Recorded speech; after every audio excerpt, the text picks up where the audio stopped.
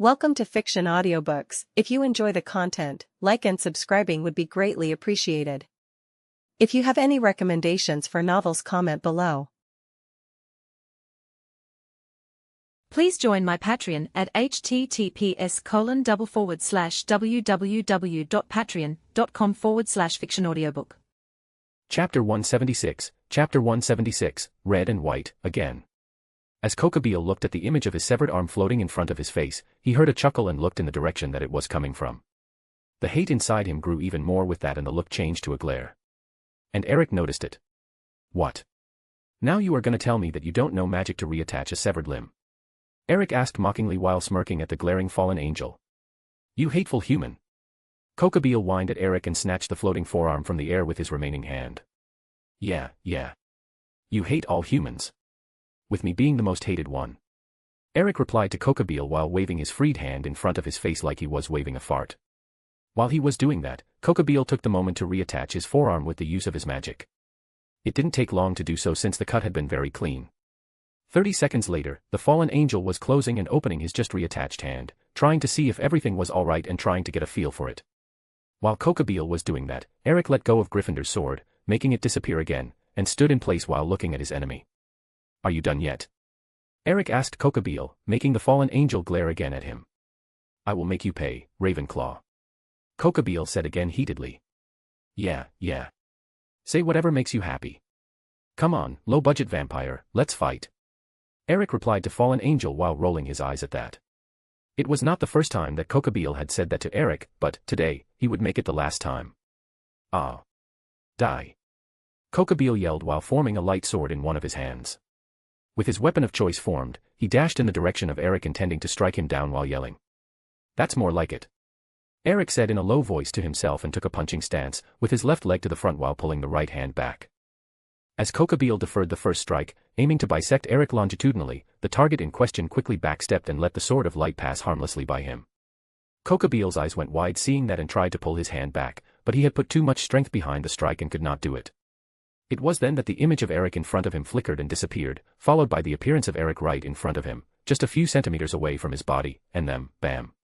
A small sonic boom was heard, and the next thing that Cocoabil saw was the figure of Eric quickly diminishing together with the human city where they were fighting. It was then that the pain warnings reached his brain through his nervous system. Cocoabil felt like he had been hit by a meteorite right into the stomach area. The force behind the punch had been so strong that the fallen angel had been launched into the sky like a rocket. The next thing that Cocoabil knew, between the bouts of pain that were still reaching his brain, was that when his speed was diminishing and his body was getting to the highest point available with the force applied, he heard the sound of a low crack coming from above him, in the sky. Crack. His thoughts, probably accelerated due to the near-death effect, could only ask himself, where had he heard that kind of sound before, because the sound was somewhat familiar to him. It was then that he remembered where he had heard it before. It was apparition, an instant movement technique developed by magic humans. And because of gravity, everything that goes up has to come down. Cocoabil heard the hateful voice of his enemy coming from above him. He opened his mouth to try and say something spiteful to Eric, but when he did it, the only thing that came out of his mouth was blood. His blood. Bam. Another punch from Eric, and Cocoabil's body was now flying diagonally in direction of the ground. At that point, nothing more came to the fallen angel's mind beyond the pain. Crack. Bam. Another low, crack sound, and Cocoabil's flight trajectory changed again. That sequence continued for some time. Eric would apparate in the flying path of his punch bag and would punch it again, sending it flying in another way. For those seeing the scene from afar, it looked like Eric was playing tennis with Cocoabil being the ball that he had to hit to the other side of the net. But for Eric, it was not a sport. It was a therapy. He was finally letting go of all those years of repressed feelings that were yelling to him to just be done with the low-budget vampire and kill him for good. And after a while, with a final punch, Eric sent Cocoabil's face in path to a meeting with the ground. Boom. A loud sound was heard and the ground shook while a cloud of dust rose to the air, having originated very near where the fight had begun. Ha. A satisfied sigh was heard from Eric while he gently landed on the ground, having chosen to fly his way down instead of apparating. You seem satisfied. Eric heard a feminine voice saying from behind him. He turned to look at the owner of it and smiled widely at his wife, Joan. And I am. That was rewarding. Eric replied to Joan. The teenagers around, devils or not, were looking at the scene with shocked expressions that included, but not only, wide eyes and open mouths. They could not believe what they had just seen. They knew that Eric Ravenclaw was one of the strongest existences in the world, but they didn't think that the difference between his power and the power of Cocoabil, someone that was admittedly at the higher ranks of the ultimate class of power, would be so great. Eric was toying with the fallen angel the same way that a dog toyed with a chewing toy. The less shocked people of the bunch of teenagers would probably be Sona Citri and Tsubaki Shinra. Both girls had, more than once, watched Eric spar with some of his wives, with Serafal, Musashi, or Joan, being his opponents.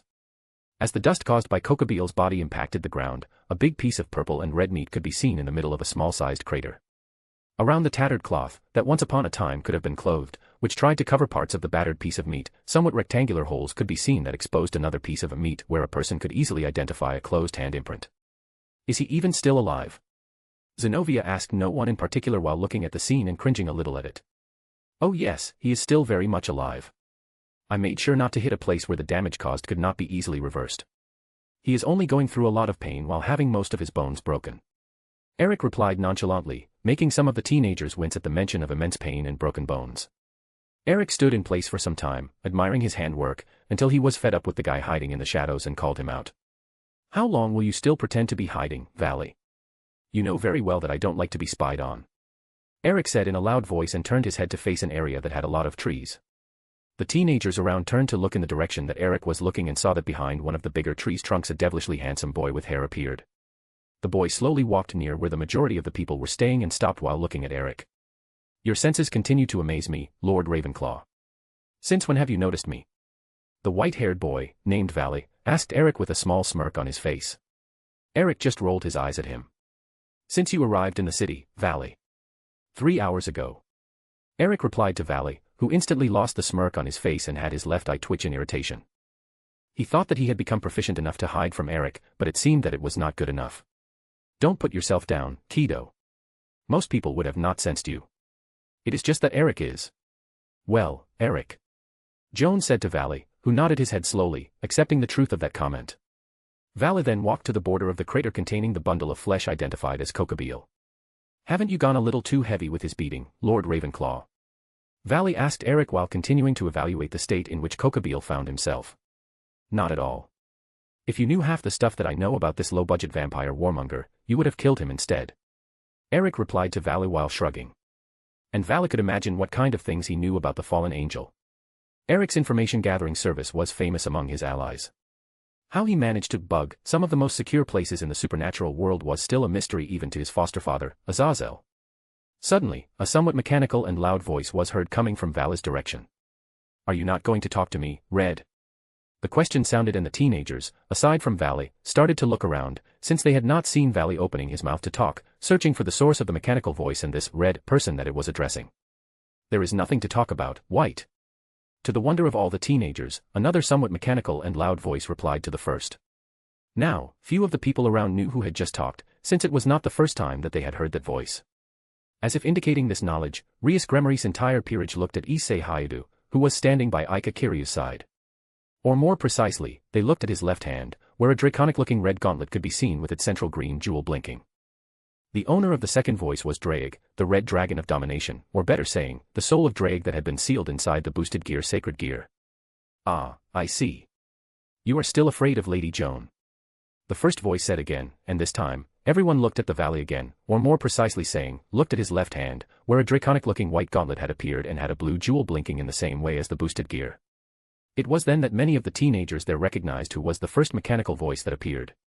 It was Albion, the white dragon of supremacy, or better saying, the soul of Albion that had been sealed inside the divine dividing sacred gear. At that tease, Draig didn't make any effort to reply, because it was true. His past host's loss at Joan's hand, or better saying, sword, had left a mark on the soul of Draig. Even more when that specific host of his was one of the strongest that he had in a while. But he would not take this tease from his rival in silence. At least I lost a Dragon Slayer sword, and not a bare-handed punch. Draig said to Albions. Anyone could feel the mocking dripping from the mechanical voice with a somewhat tone of victory achieved. A/N, have you ever ate French fries in the breakfast? It is very good. Chapter 177, Harem King. While the two sealed souls of the heavenly dragons bickered about some nonsense reason, Vali took the opportunity to take a better look at his fated rival. Issei Hayadu noticed the intense stare that Vali was directing at him and returned it, not knowing why exactly he was doing that. Heh. So you are my fated rival. Vali said while continuing to appraise Issei Hayadu. Fated rival. What the heck? Dude, I think you are reading too many Chinese novels. Issei Hayadu replied, thinking that Vali was kind of wrong in the head. His comment made some of the people around him chuckle. Most of them knew what Vali was talking about. He is talking about that because he is the host of Albion in this generation while you are the host of Drag, Issei. Rias Gremory said. When they were alive, both dragons were known to be the strongest ones, under just Great Red and Ophis in terms of power. And they were fierce rivals at that too. A rivalry so strong that was passed down to all of their hosts since their imprisonment inside the sacred gears. Just like the heavenly dragons used to fight all the time, it is said that the hosts of their sacred gears are fated to fight each other too. I thought that we had explained this to you before.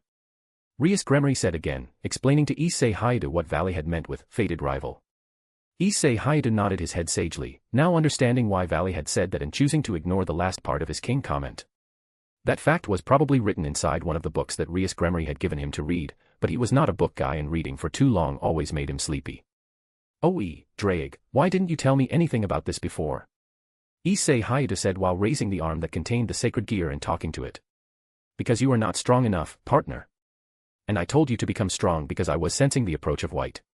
The mechanical voice of Drag came out of the red gauntlet while its green jewel blinked. Issei Hayadu deadpanned at that. White is approaching.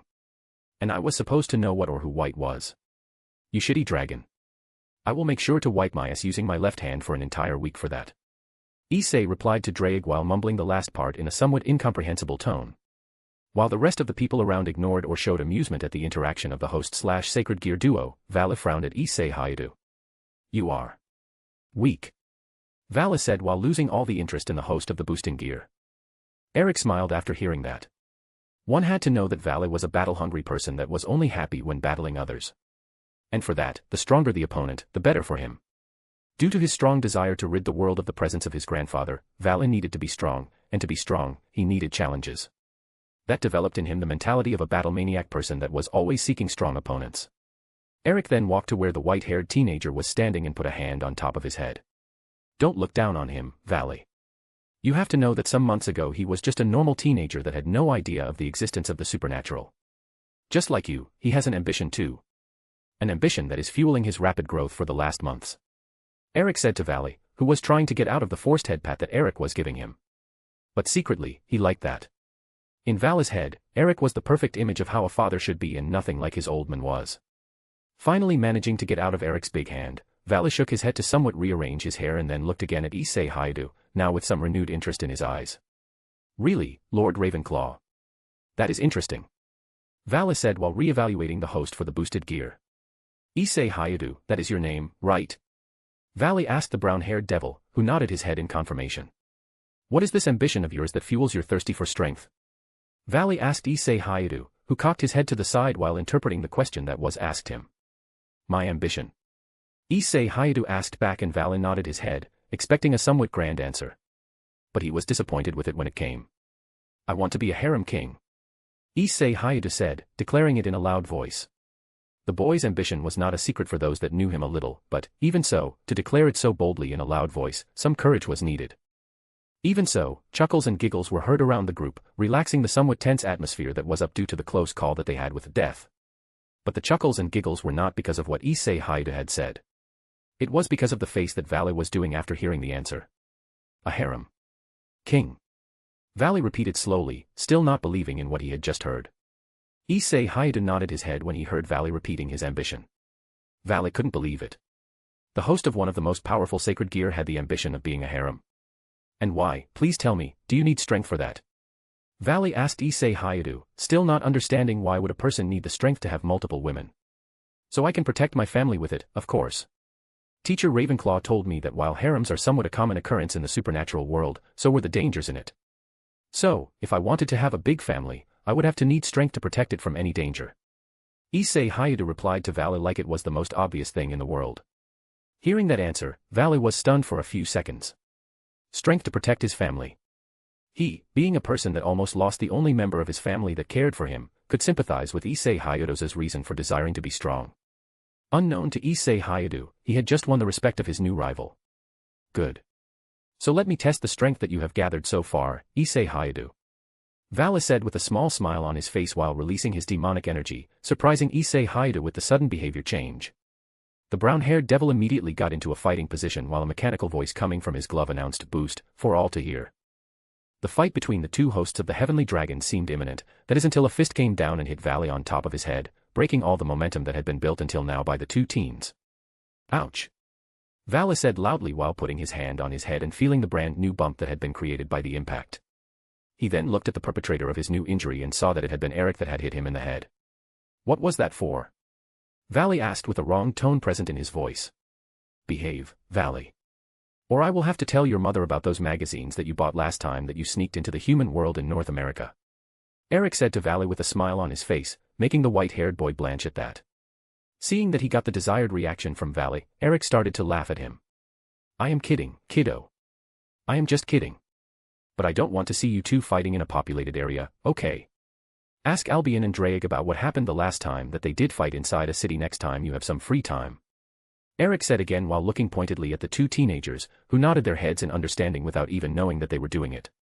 Good. Now, Vali, didn't you have a job to do here for Azazel? Eric asked Vali, who nodded his head in response. Yes. I have to take Cocoabil back to him when you had finished. Vali said and looked to the lump of red and purple meat that was still in the center of the crater. Or what is left of him anyway. Vali added after seeing one more time what had been done to Cocoabil. Not that he cared. The fallen angel had never done anything nice for him. On the contrary, the only thing that he seemed to do and know was how to belittle anyone that was not a fallen angel. The sacred gear users that were human and frequented the Gregory were a constant target for his passive/aggressive bullying. The only reason that he, a half-human/half-devil, had not been a target too was because of his status as a foster son of Azazel and the strength that he had shown since the first day there. Sigh. Vali let out a sigh and walked to where Cocoabil was, stopping about half a meter away. He then looked one last time at the host of the boosted gear, Issei Haida. Anytime that you want to test your strength, let me know through Lord Ravenclaw. I will prepare a safe place for us to fight to our heart's contempt. Vali said to Issei Haida, who nodded his head in understanding. Not that he would accept the invitation anytime soon. Issei Haida knew that he had a long way ahead of him to be considered strong in the supernatural world. After receiving a nod as an answer, and giving one to Eric, Vali raised his hand and snapped his fingers, something that he would deny if asked, but had copied from Eric. After all, theatrics were important. Snap. A black and yellow magic circle appeared under Vali, covering him and Cocoabil with its size. A few seconds later, the white-haired boy disappeared in the middle of motes of yellow and black light. With Vali gone, together with what remained of Cocoabil, the teenagers soon started to divide themselves into groups to start to fix things up, with a group literally fixing things around the school that had been destroyed in the battle, while another group was rounding the bodies of dead and unconscious rogue exorcists.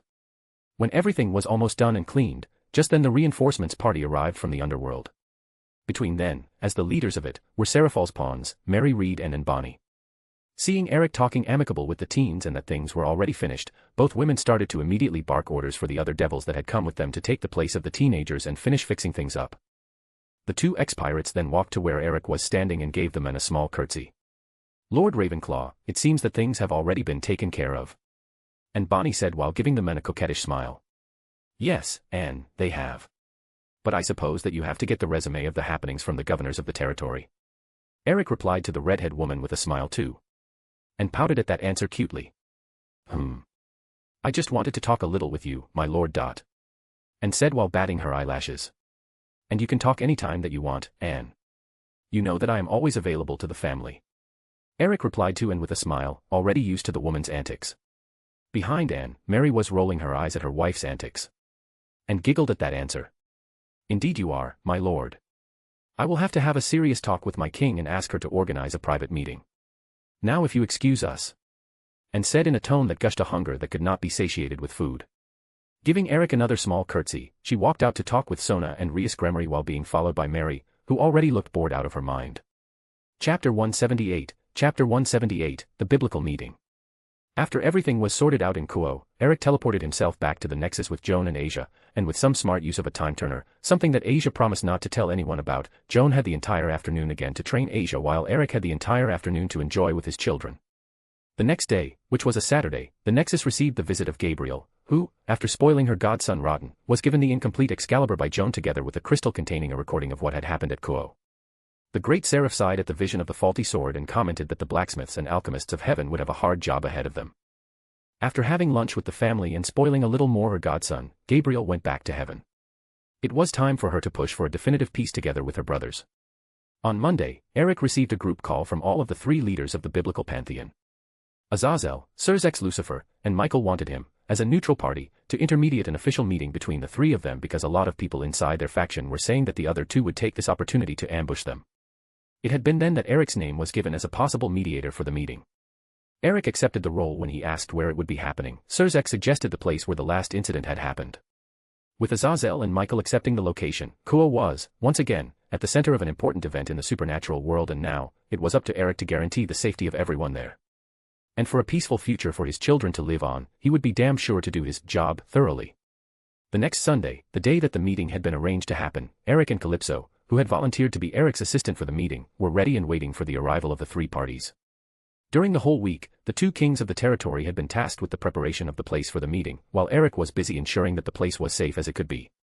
And he had to congratulate him in that regard. The protections that he had put around the place would make any Pantheon chief droll over and dream to have it installed over their own capitals. Short of a direct attack from a being with power equivalent to Ophis, nothing would breach the meeting. The first delegation to arrive was the Grigori. Azazel arrived through his magic transportation spell at the designated space. Together with him were Barakiel, Penemu, and Vali Lucifer. After seeing Eric and Calypso waiting for them, the black-haired fallen angel with golden bangs was all smiles. Eric, Calypso. Good to see you two on this great day. Azazel said while shaking Eric's hand and giving a small kiss to Calypso's hand. Good to see you too, Azazel, Barakiel, Penemu, Vali. Welcome to Kuo. Eric said, greeting everyone in the delegation. Initially, the three leaders of each faction wanted to bring only one person together with them, but Eric suggested that number be boosted because, sometimes, people needed good advice to make good decisions, and in an event of such importance as this one, good advice was always welcome. Finally, they agreed to boost the number to 4, consisting of the leader plus 3, where one of those extra 3 would be there only for guarding purposes. After the formalities were taken care of, Eric called for the guide to come and take Grigori's delegation to the meeting room. Akino Haimjima walked to them, greeted the group, and invited them to follow her to the meeting room. Barakiel was having a hard time controlling himself not to hug his dear daughter. The second delegation to arrive was Heaven. Michael appeared in the designated spot through the use of his transportation magic in a flash of yellow light. Together with him were Gabriel, Vasco Strata, and Griselda Quarta. It seemed that Michael had chosen to include someone from the church that he trusted unconditionally in his delegation. Eric supposed that Vasco Strata was a counselor for Michael, while Griselda Quarta was on guarding duty. Welcome to Kuo, Michael, Gabriel, Vasco Strata, and Griselda Quarta. Eric said while opening his arms. Michael and Gabriel smiled at that reception. Thank you for such a warm welcome, Eric. And thank you for helping this meeting to happen.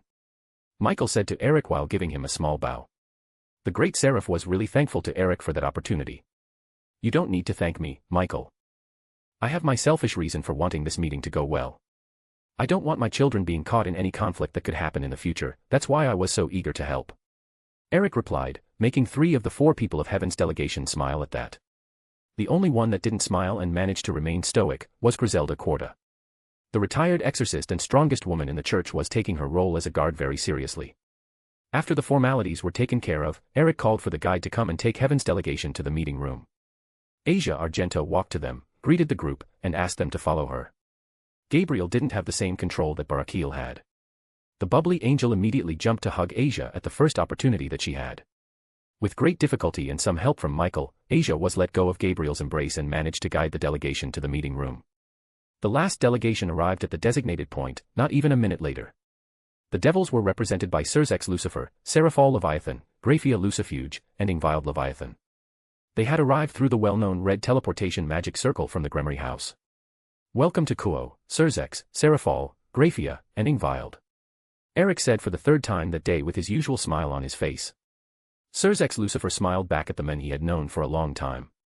He remembered very well the first time that he had seen Eric Ravenclaw in his duel for Seraphol's hand. At that time, he had no idea that the man that dared to challenge one of the new Satans would become such a powerhouse that no one could ignore. In reality, at that time he already was a powerhouse, it was just that no one knew about his existence yet. Thank you for the WEL dash. Sersex Lucifer started to say, but he was interrupted by a blue missile that passed by him and jumped at Eric. Already knowing what had happened, the Satan just sighed at the antics of his peer. Sigh. Seraphol could not hold herself anymore and jumped at Eric, embracing the men and hiding her face in his chest while enjoying the heat of her husband's body. She had to stay in the underworld to take care of some last things before the meeting and had not seen Eric last night. Seraphol had missed dearly her private pillow. Sarah. Eric said in a sweet voice while caressing the Satan's back, who hummed at the ministration. Not now. I am in need of recharging. Seraphol replied in a spoiled way, making Surzek chuckle and Ingvild giggle at the behavior. Grafia remained stoic as ever while in an official business. Giving up on trying to get Seraphol out of him for the time being, Eric turned to the other 3 members of the delegation. I had prepared a guide for your group too, but since you are the last ones to arrive, I will guide you all myself. Come, follow me. You too, Miss Gremory. Eric said to the delegation and to Rias Gremory, who was waiting nearby. The guides that he had prepared were specially selected to better fit with each delegation. Grigori had Akino, the daughter of Barakil. Heaven had Asia, an excommunicated nun that Gabriel adored. And the devil would have Rias Gremory, Surzek's Lucifer's little sister. But since they were the last ones to arrive, Eric decided to guide them to the meeting room himself. With the group in tow and Seraphol attached to him like a koala bear, Eric walked through the hallways of Kuo High School. After a minute or so of walking, they arrived at the room that had been prepared for the meeting. Patting Seraphol on the head, Eric announced to the koala bear that they had arrived in the meeting room, making the Satan let go reluctantly of Eric, but not before getting a promise from him to receive some extra attention that night at home to compensate for the lost time. Without much to add, Eric opened the doors to the meeting room and guided the devil's delegation inside. The room, which used to be a normal empty room until 4 days ago, had its space magically expanded by Eric, making it reach a size that was at least 5 times bigger than the normal. The decoration was simple but well chosen and had been organized by the efforts of the 2 governors of the territory. 3 sets of tables had been organized in a U shape, 1 for each delegation, and in the center of the formation, at an equal distance from the 3 delegations, a desk for 2 people had been prepared too. Looking around the room, Eric saw that the other 2 delegations were already in their places, with their guards standing behind them. The tea and snacks that Eric had prepared for the occasion were already being tasted. After guiding the devil's delegation to their table and serving them some tea and snack, something that Grafia tried to do but had to be reminded by Eric that she was not here in her role as a maid, but as counselor, Eric, together with Calypso, walked to the central table and stood in front of it. Welcome again to Kuo. As you all already know, I am Eric Ravenclaw and I am going to be the host and mediator of this meeting between the leadership of the 3 factions of the biblical pantheon. The beauty by my side is Calypso Ravenclaw, owner of the most successful business of magical ingredients in the world, mother of 2 of my beautiful daughters, and my wife. She is going to act as my assistant for this meeting. Eric said to the 3 delegations, with the comment about Calypso gaining a swat in the arm from the woman in question. I thank you all for your presence in this meeting that, without a doubt, will be one to enter in the books of history as the first step for, I hope, a very long and prosperous peace period. I hope that you all will enjoy the tea and snacks that were prepared for the occasion and, without much more to add, let's begin this historical meeting. Chapter 179, Chapter 179, Eric's List. Let's begin this historical meeting. Eric said, announcing to the 3 delegations the official start of the meeting. The meeting went on for 5 hours in total, where small 30-minute pauses were made for the participants to rest a little and to restock their energies with tea, coffee, and snacks every 2 hours. During it, the 3 factions, from the start, agreed that they wanted peace. The past wars had hit them with too much strength and nobody wanted to see a new great war repeating itself. With that common goal between them, they started to talk of ways to get there with the current setting of the world. Agreements were made and commitments were taken from all parts. As the meeting was coming to an end, they started to talk about the inclusion of other pantheons in their peace agreement. Names were said, and reasons were given for the inclusion of the names. Pantheons like the Nordics, Greeks, and Shinto were just some of a few that were talked about. Eric's opinion on some of the matters discussed had been asked various times during the meeting. He, as a neutral third party, had a different vision of everything said and honestly contributed to it with his sincere opinion on the matter asked. Even Issei Hayadu and Vali's opinions were asked on some points. With the 2 of them being the hosts of the 2 heavenly dragons of this generation, it would only be just a matter of time for their strength to reach a height that could not be ignored. Well, I think that this concludes this meeting. Eric said while getting up from his seat. He then looked at Calypso, his assistant for the day, and smiled. Calypso, dear, if you could, please, prepare the parting gifts. Eric asked Calypso, who smiled back at her husband. Of course, dear. It will just take an instant. Calypso said and walked to one of the corners of the room, where a strange machine with a computer station was standing. Now, before we all go back home to digest everything that has been said in the meeting, does anyone have anything to add? Eric asked them, implying that anything said now would not be centered on peace. Ah yes, I have. Azazel said while de-wrinkling his blazer with some smart use of magic. It was just that I was expecting some attack of sorts during the meeting by the people that don't want to see the peace happening. But since it didn't happen, I say that it is good for us. Azazel commented while giving the other his traditional smile. The other two leaders nodded their heads in agreement with Azazel's words. They too had expected some sort of interruption during the meeting. I agree with Azazel. This meeting would be a perfect target to attack and make a point. Sirs X Lucifer added. At that, Michael noticed the small smirk that had appeared on Eric's face. You seem to know something about this lack of attack that we three expected, Eric. Is there anything that you would like to say to us? Michael said and asked Eric, whose smirk intensified. He now looked like the image of the cat that caught the canary. About the lack of attacks. It is not that there were no attacks at the meeting. It is just that all of them had been securely held back by the wards around the place. Eric said to them. And of how many attacks are we talking about here? Azazel asked Eric with curiosity brimming in his voice.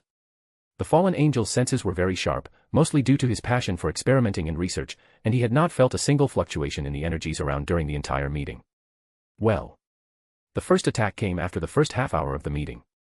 They then continued coming with intervals of about 15 minutes between each of them and stopped about an hour ago. So, in total, we had about 14 attacks on the wards. Eric said to the group, shocking them all. 14 attacks. And how come we didn't hear or feel anything? Griselda Corda asked from behind the delegation of heaven. Because the wards had done the job that they were designed to do, of course. Eric simply said, replying to Griselda Corda's question. But then, there must have been single individuals that attacked separately. Griselda Corda continued asking, making Eric shake his head negatively. At that, Calypso came back while holding a small basket. Inside it was a stack of papers and a collection of about 9 crystals. Ah, good timing as always, Calypso. Asia, Aquino, Rias. If you please, could you come here and deliver some of these to each delegation? Eric said to his wife and turned to face the contents of the basket while calling for the guides of each delegation. The 3 girls quickly walked to the center, where Eric was standing, and were given a set of 3 crystals and 4 stacks of clipped papers each. Now, ladies and gentlemen, the crystals contain a magical video recording of this meeting for you all to see again or share it with other people from your factions as you please. Eric started saying as the 3 girls delivered what was asked to the delegations. The members of it nodded their heads at that. A magical recording of the meeting would be very useful when remembering what had been agreed or said during the 5 hours long meeting. Now, while you all will think that the magical recording is very useful, the good part is what the clipped stack of papers had to say to us.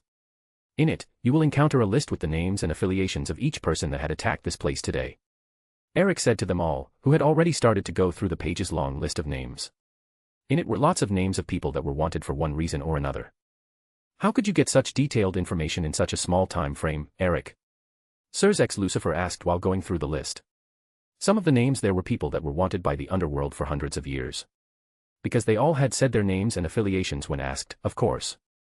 Eric replied simply, making Satan Lucifer deadpan at the answer. Of course, not everyone was cooperative with the questions.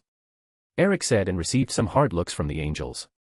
And so, my people had to make use of some truth potion to compel them to answer. Eric added while the looks that the angels were giving him went back to normal. They had thought that Eric's people had tortured the prisoners to obtain the information desired and, even with them being enemies, torture was not something that they were cool with. So, when Eric said that they had used truth potions, they were cool with it. The truth is, that protecting the place is not the only thing that the wards do. At first, they will only block the intruder's passage. If the person tries to force their way in, their intentions to the people inside, in this case, us, would be judged and an action would be taken. If the person had no ill intentions, they would be warned to wait while some of my people would be warned to talk with them personally. Now, if they do have ill intentions, a third ward would immediately knock them out while binding their movements. With the threat neutralized, a fourth ward would come into action to transport the unconscious person to an empty holding cell. Then, it was just a question of time until they were rounded up by my people. The result of it is the list of names that you all see in your hands. Eric said, finishing his explanation about the security system that he had put up. And what do you intend to do with all these people? Graphia Lucifuge asked Eric. Some of the names there were of people considered highly dangerous and were wanted since the end of the Devil's Civil War. Mainly the 2 descendants of the old Satans Leviathan and Asmodeus, Kateria, and Cruzari respectively. The 2 of them, together with Shalba Beelzebub, were known to be the leaders of a resistance movement that wanted the old system back with them in the power, of course. Eric just shrugged at that question. Personally, I would just ask my people to get rid of them. But it is of my understanding that a lot of the people in this list are wanted by your factions for something or other, so you all have just to make another list with the list of names of the people that you want to take care of personally, and my people will arrange a delivery meeting or something like that. Eric said, explaining what could be done. If only his opinion mattered, Eric would just get rid of the worst of the bunch while offering a way to pay for their crimes to the others. But he understood that some of the people there, like the two descendants of the old Satans, needed to be seen imprisoned by the people that they had wronged and justice be made just after that. Or vengeance, whichever fits their taste better. And what will happen to those whose names are not in any of the three lists? Gabriel's asked Eric out of curiosity. They will, under the effects of a potent truth serum, be asked to list their crimes, and, in accord with each person, actions will be taken. Eric replied to the kind angel, who nodded her head in agreement with his decision. Gabriel was all in favor of pardoning people that repented of their sins, but she understood that to pardon someone, that person should be sorry for what they had done. There was no use in letting go of someone who would do the same as before in the first opportunity that they had. With everyone in accordance and with their lists of names safely stored for a better review later, the three delegations were escorted back to the designated transportation point by Eric, Calypso, and their guides. After some goodbyes and the promise to contact Eric again when they were ready to sign the official documents of the treaty, group by group went back to their headquarters, leaving behind, in the school, two groups of tired kings and their peerages. Since it was Sunday, both groups still had some job to do before having their well-earned rest. After all, the school needed to be ready to receive the students on Monday. While the teenagers went back to put things in order, Eric and Calypso, together with Asia, went back to the Nexus for the day. The wards around the school's ground would stay in place until Eric found it safe to put them down. Chapter 180, The Waves of a Meeting. A/N, sorry for my lateness, I got lost in the ways of life. The next month was a chaotic one for the supernatural world. Word quickly got out to the other factions and pantheons about the meeting between the three biblical factions about a possible permanent peace agreement. Just the fact that there had been no attacks until now between the three factions showed to the other that they were really serious about it, making them all rethink if it was really worth keeping old grudges alive and losing good soldiers with insignificant wars. Just as people were getting used to the idea of peace between three of the factions that seemed to hate each other the most, news of the incoming judgment and execution of devils, rogue mages, and rogue exorcists that had been wanted for a long time by the three factions hit the supernatural world with full force. And to put more oil to the fire, a list of names of people that were still in custody but had no crimes committed against the three biblical factions had been released to the other pantheons, while indicating that if they were wanted by them, they would be happy to deliver. This move had been a scheme between the leaders of the three factions and Eric to gain some goodwill points with the other factions. And it worked. A lot of factions claimed rights over some prisoner or other, with the great majority of them being rogue mages that had committed some crime. But, from all these factions, only two really showed interest in signing a peace treaty together with them. Odin, the god king of the Nordic pantheon, had been, for a long time, after something like this, but since he was the only leader that wanted something like this to happen, he could do nothing while alone. The other pantheon that showed interest was the Shinto. Amaterasu and Tsukuyomi were all for peace but were finding some resistance coming from their stormy brother, Susanoo. The god of storms was, and with reason, suspicious of this move coming from the biblical pantheon, and since they still had some internal problems to solve on their turf, the Shinto pantheon decided to wait a little more to join the peace agreement. The feeling that Susanoo had was something that was shared by most of the pantheons. In their heads, there was no way that three factions that had been fighting for thousands of years for one day would wake up and decide to make the peace between them official. In the underworld, the judgment of the people from the old Satan's factions generates a lot of chaos. While the populace claimed justice, not wanting to go back to the old regime even for a second, the government officers had to stop 6 rescues and escape attempts. Luckily for them, Satan, Lucifer and Leviathan had made available for guard duty some of their peerage members in a rotation schedule, so, anyone that tried, found themselves dead or arrested together with the prisoners that they were trying to free. The trials were fast and the sentences were quick to be executed. Not even a month after the biblical meeting, that was how the meeting was being called, saw the Asmodeus bloodline officially extinct, ending Wild as the last true Leviathan alive with the executions of Kruzuri and Kateria. During that 1 month, a lot of things changed in Kuo too.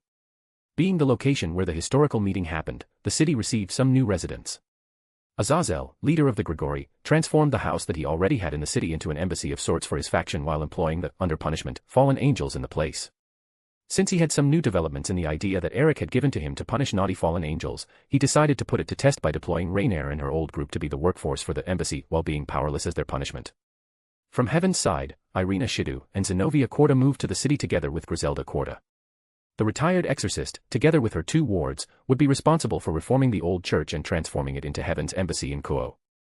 The 2 teenagers were even enrolled in Kuo High School to learn better how to mingle with old enemies. It seemed that their new politics was, if it is not hurting anyone, then it does not need to be exorcised. The 2 church girls took a while to acclimatize to their new environment. Since they were used to learning in a very religious environment for a long time, they were not prepared to live in a normal school environment. Asia Argento was a savior for them in that aspect. The excommunicated nun took for herself the role of being their guide into this new life, just like Issei Hayadu and Ika Kiryu had been for her. During some talks about what training they were doing, Asia Argento ended up revealing that he was being trained in the manipulations of holy energy by the legendary Saint Joan of Arc, who was one of teacher Eric's wives. The girls doubted at first, saying that Joan of Arc had been burned on the stake due to a rigged trial, but then Asia Argento went and told the two girls what really had happened on the execution day, with Gabriel asking Eric to save Joan from being burned on the stake and how she ended up marrying him later. Initially, the girls didn't believe it, but then Asia Argento pointed out that they had already met the famous saint. It was then that Zenobia Corda remembered the armored woman during the Cocoabil episode had been addressed as Joan by Eric. She then told Irina Shidou, who was shocked at that. It didn't take long for the two girls to recover and start to fangirl about it, making all kinds of questions to Asia Argento, who replied to all of them with a patience that would impress a lot of people, warning them various times that Teacher Joan didn't like being called a saint. On that same day, Eric was bombarded by the two girls to let them meet with Saint Joan. Eric just replied to them that to meet or not with them was Joan's choice, and not his. Asia Argento ended up having to promise the two that she would talk with her teacher about it. When Irina Shidou and Zenobia Corda arrived at the church that day, they told Griselda Corda about Saint Joan and how she was still alive. The older woman had a hard time holding herself together and maintaining her calm facade in the front of her wards. She, like most female exorcists that worked for the church, had Joan of Arc as their favorite saint figure. The next day saw Joan and Alphonse Ravenclaw, Eric and Joan's son, appearing at school to get Asia Argento and the two church's girls on a date. The truth was that Asia Argento had asked Joan about meeting the two church girls, but she was instantly denied by her teacher. Alphonse, who had been training together with them and saw how sad Asia Argento had become with his mother's denial, asked Joan again to meet with the two girls. The night woman, seeing what was happening, decided to help her son and accepted the request with some reluctance, making Asia Argento happy, which made Alphonse happy. Joan, just like most of the women in the house, had already perceived that her son, Alphonse, was very fond, in love, with the blonde ex-nun since their first meeting, months ago. Zenobia Corda and Irina Shidou were in ecstasis with the meeting and invited them all to visit their church, which was accepted. To say that Griselda Corda managed to maintain her facade in front of Joan was to ask too much of the retired exorcist. She got shocked when her wards introduced Joan and Alphonse to her, something that frightened Zenobia Corda and Irina Shidou since they had never seen that happen before. To add salt to the injury, a bright light was seen behind the altar of the church that blinded the less prepared teenagers. From it, the bubbly figure of the great seraph Gabriel appeared in the middle of motes of light and jumped to engulf her godson, Alphonse, in a suffocating hug. To say that the new arrival shocked the three church females was the understatement of the decade. Griselda Corda was not so much shocked per se, since she had already met Gabriel before and was just shocked by the sudden presence of the great seraph. But Zenobia Corda and Irina Shidou were totally different histories. Both girls were in a state that mixed shock and awe in one feeling, with they not really knowing what to feel at the moment. After they recovered, Gabriel explained that she had sneaked from heaven after she had sensed Joan and Alphonse entering the Reformed Church in Kunou, deciding to make an impromptu visit. When asked about the danger of her coming to Earth by Griselda Corda, Gabriel nonchalantly revealed that Eric had put special protections around the church at Michael's request and that she was perfectly safe since Joan was here too. Her brother, Michael, could not complain too much about her escapade with that. Eric had, indeed, put some special protections around the church, Heaven's embassy in Kunou, just like he had done the same around Azazel's old house, which now was Grigori's embassy in Kunou. That day ended with the 6 women, plus Alphonse, having tea and talking for a long time. Soon enough, after a lot of coming and going of paperwork between the 3 biblical factions, a final written treaty was agreed upon by the 3 parts, just to have it redone when Odin, the god-king of the Nordic pantheon, asked to be included in the peace treaty. After a new round of coming and going of paperwork, something that took another week of time, a new treaty was made that now included the Nordic pantheon. With everything ready to be signed, a date was agreed upon for the ceremony that would have the contract signed. Again, Eric received a group call from the leaders of the factions, all 4 of them, and was asked to host the new meeting since the first one had happened so smoothly. The difference from before was that this time, dignitaries of all 4 factions would be present for it since it was an important political moment. Eric was inclined to refuse at this time, since it would be too troublesome, but ended up accepting the responsibility under the promise from the 4 leaders that no one would question what protection he would be putting over the place. Chapter 181, Young Devils Meeting. A/N, I was going to post this early, but an old lady needed help with taking her groceries home. With the date for the signing of the treaty arranged, Eric already had a pretty good idea of what kind of protections he would be putting around the area, and while he didn't tell anyone about them, everyone was expecting something spectacular if the last set of protections were to be taken into consideration. While the promised date for the signing of the treaty didn't arrive, Rias Gremory and Sona Citri were called back to the Underworld together with their peerages to attend a meeting between the young devils. The meeting had as objective to make the young devils interact with each other while throwing them into a dinner ball that would imitate what they would very much encounter when they have reached adulthood and assumed their role in devil society. Seraphol Leviathan and Caesarx Lucifer were present too together with their peerage, just as were the other two Satans and a lot of the old devil lords. They were doing their own get-together since in events like this there was an implicit rule to not meddle in the young generation's problems, to let them resolve them alone as a test of sorts. Eric was by Seraphol's side that night. His presence there had been allowed since it was the debut of 4 of their children in the Devil Society. Roni, Suyin, Alex, and Rena Ravenclaw were having their first social meeting with the High Society, with Roni being the boss of the group due to him being the son of Seraphol even though Suyin was the older one of all siblings. The 4 kids were porting themselves well, even more, when they had their Auntie Sona at their side. Rias Gremory joined their group to talk together with her peerage, introducing her cousin, Cocoabil, to them too. The big teenager was an instant hit with Roni Ravenclaw, who had inherited his father's big body and liked to train it well. Everything was going well, with the teens talking about random things and Cocoabil and Roni Ravenclaw trading training tips between them, until a group of young devils, headed by the pompous heir of the Astaroth family, decided to butt in by making fun of Cocoabil and Roni Ravenclaw that were having an amicable conversation. Both teenagers didn't let that reach them and simply ignored the group of pompous nobles, who seemed to get just more offended by that lack of action. That is until they started to mock their family, starting with their father, Eric. Like a dam that had ruptured, the 4 young devils of surname Ravenclaw released their demonic energies at the same time, drowning the group of pompous nobles in it while at the same time being careful not to hit the bystanders. The group of pampered rich teenagers could not even breathe due to the weight that was pressuring them. Their leader, Diodora Astaroth, was sweating cold while his face was going pale. Roni Ravenclaw, together with his 2 brothers and 1 sister, glared at the group as if daring them to continue. But they didn't. Better saying, they couldn't even breathe very well at the moment, what to say about talking. Roni Ravenclaw then walked to where the leader of the group was standing and looked down at him with his height towering over Diodora Astaroth by a good 10 centimeters.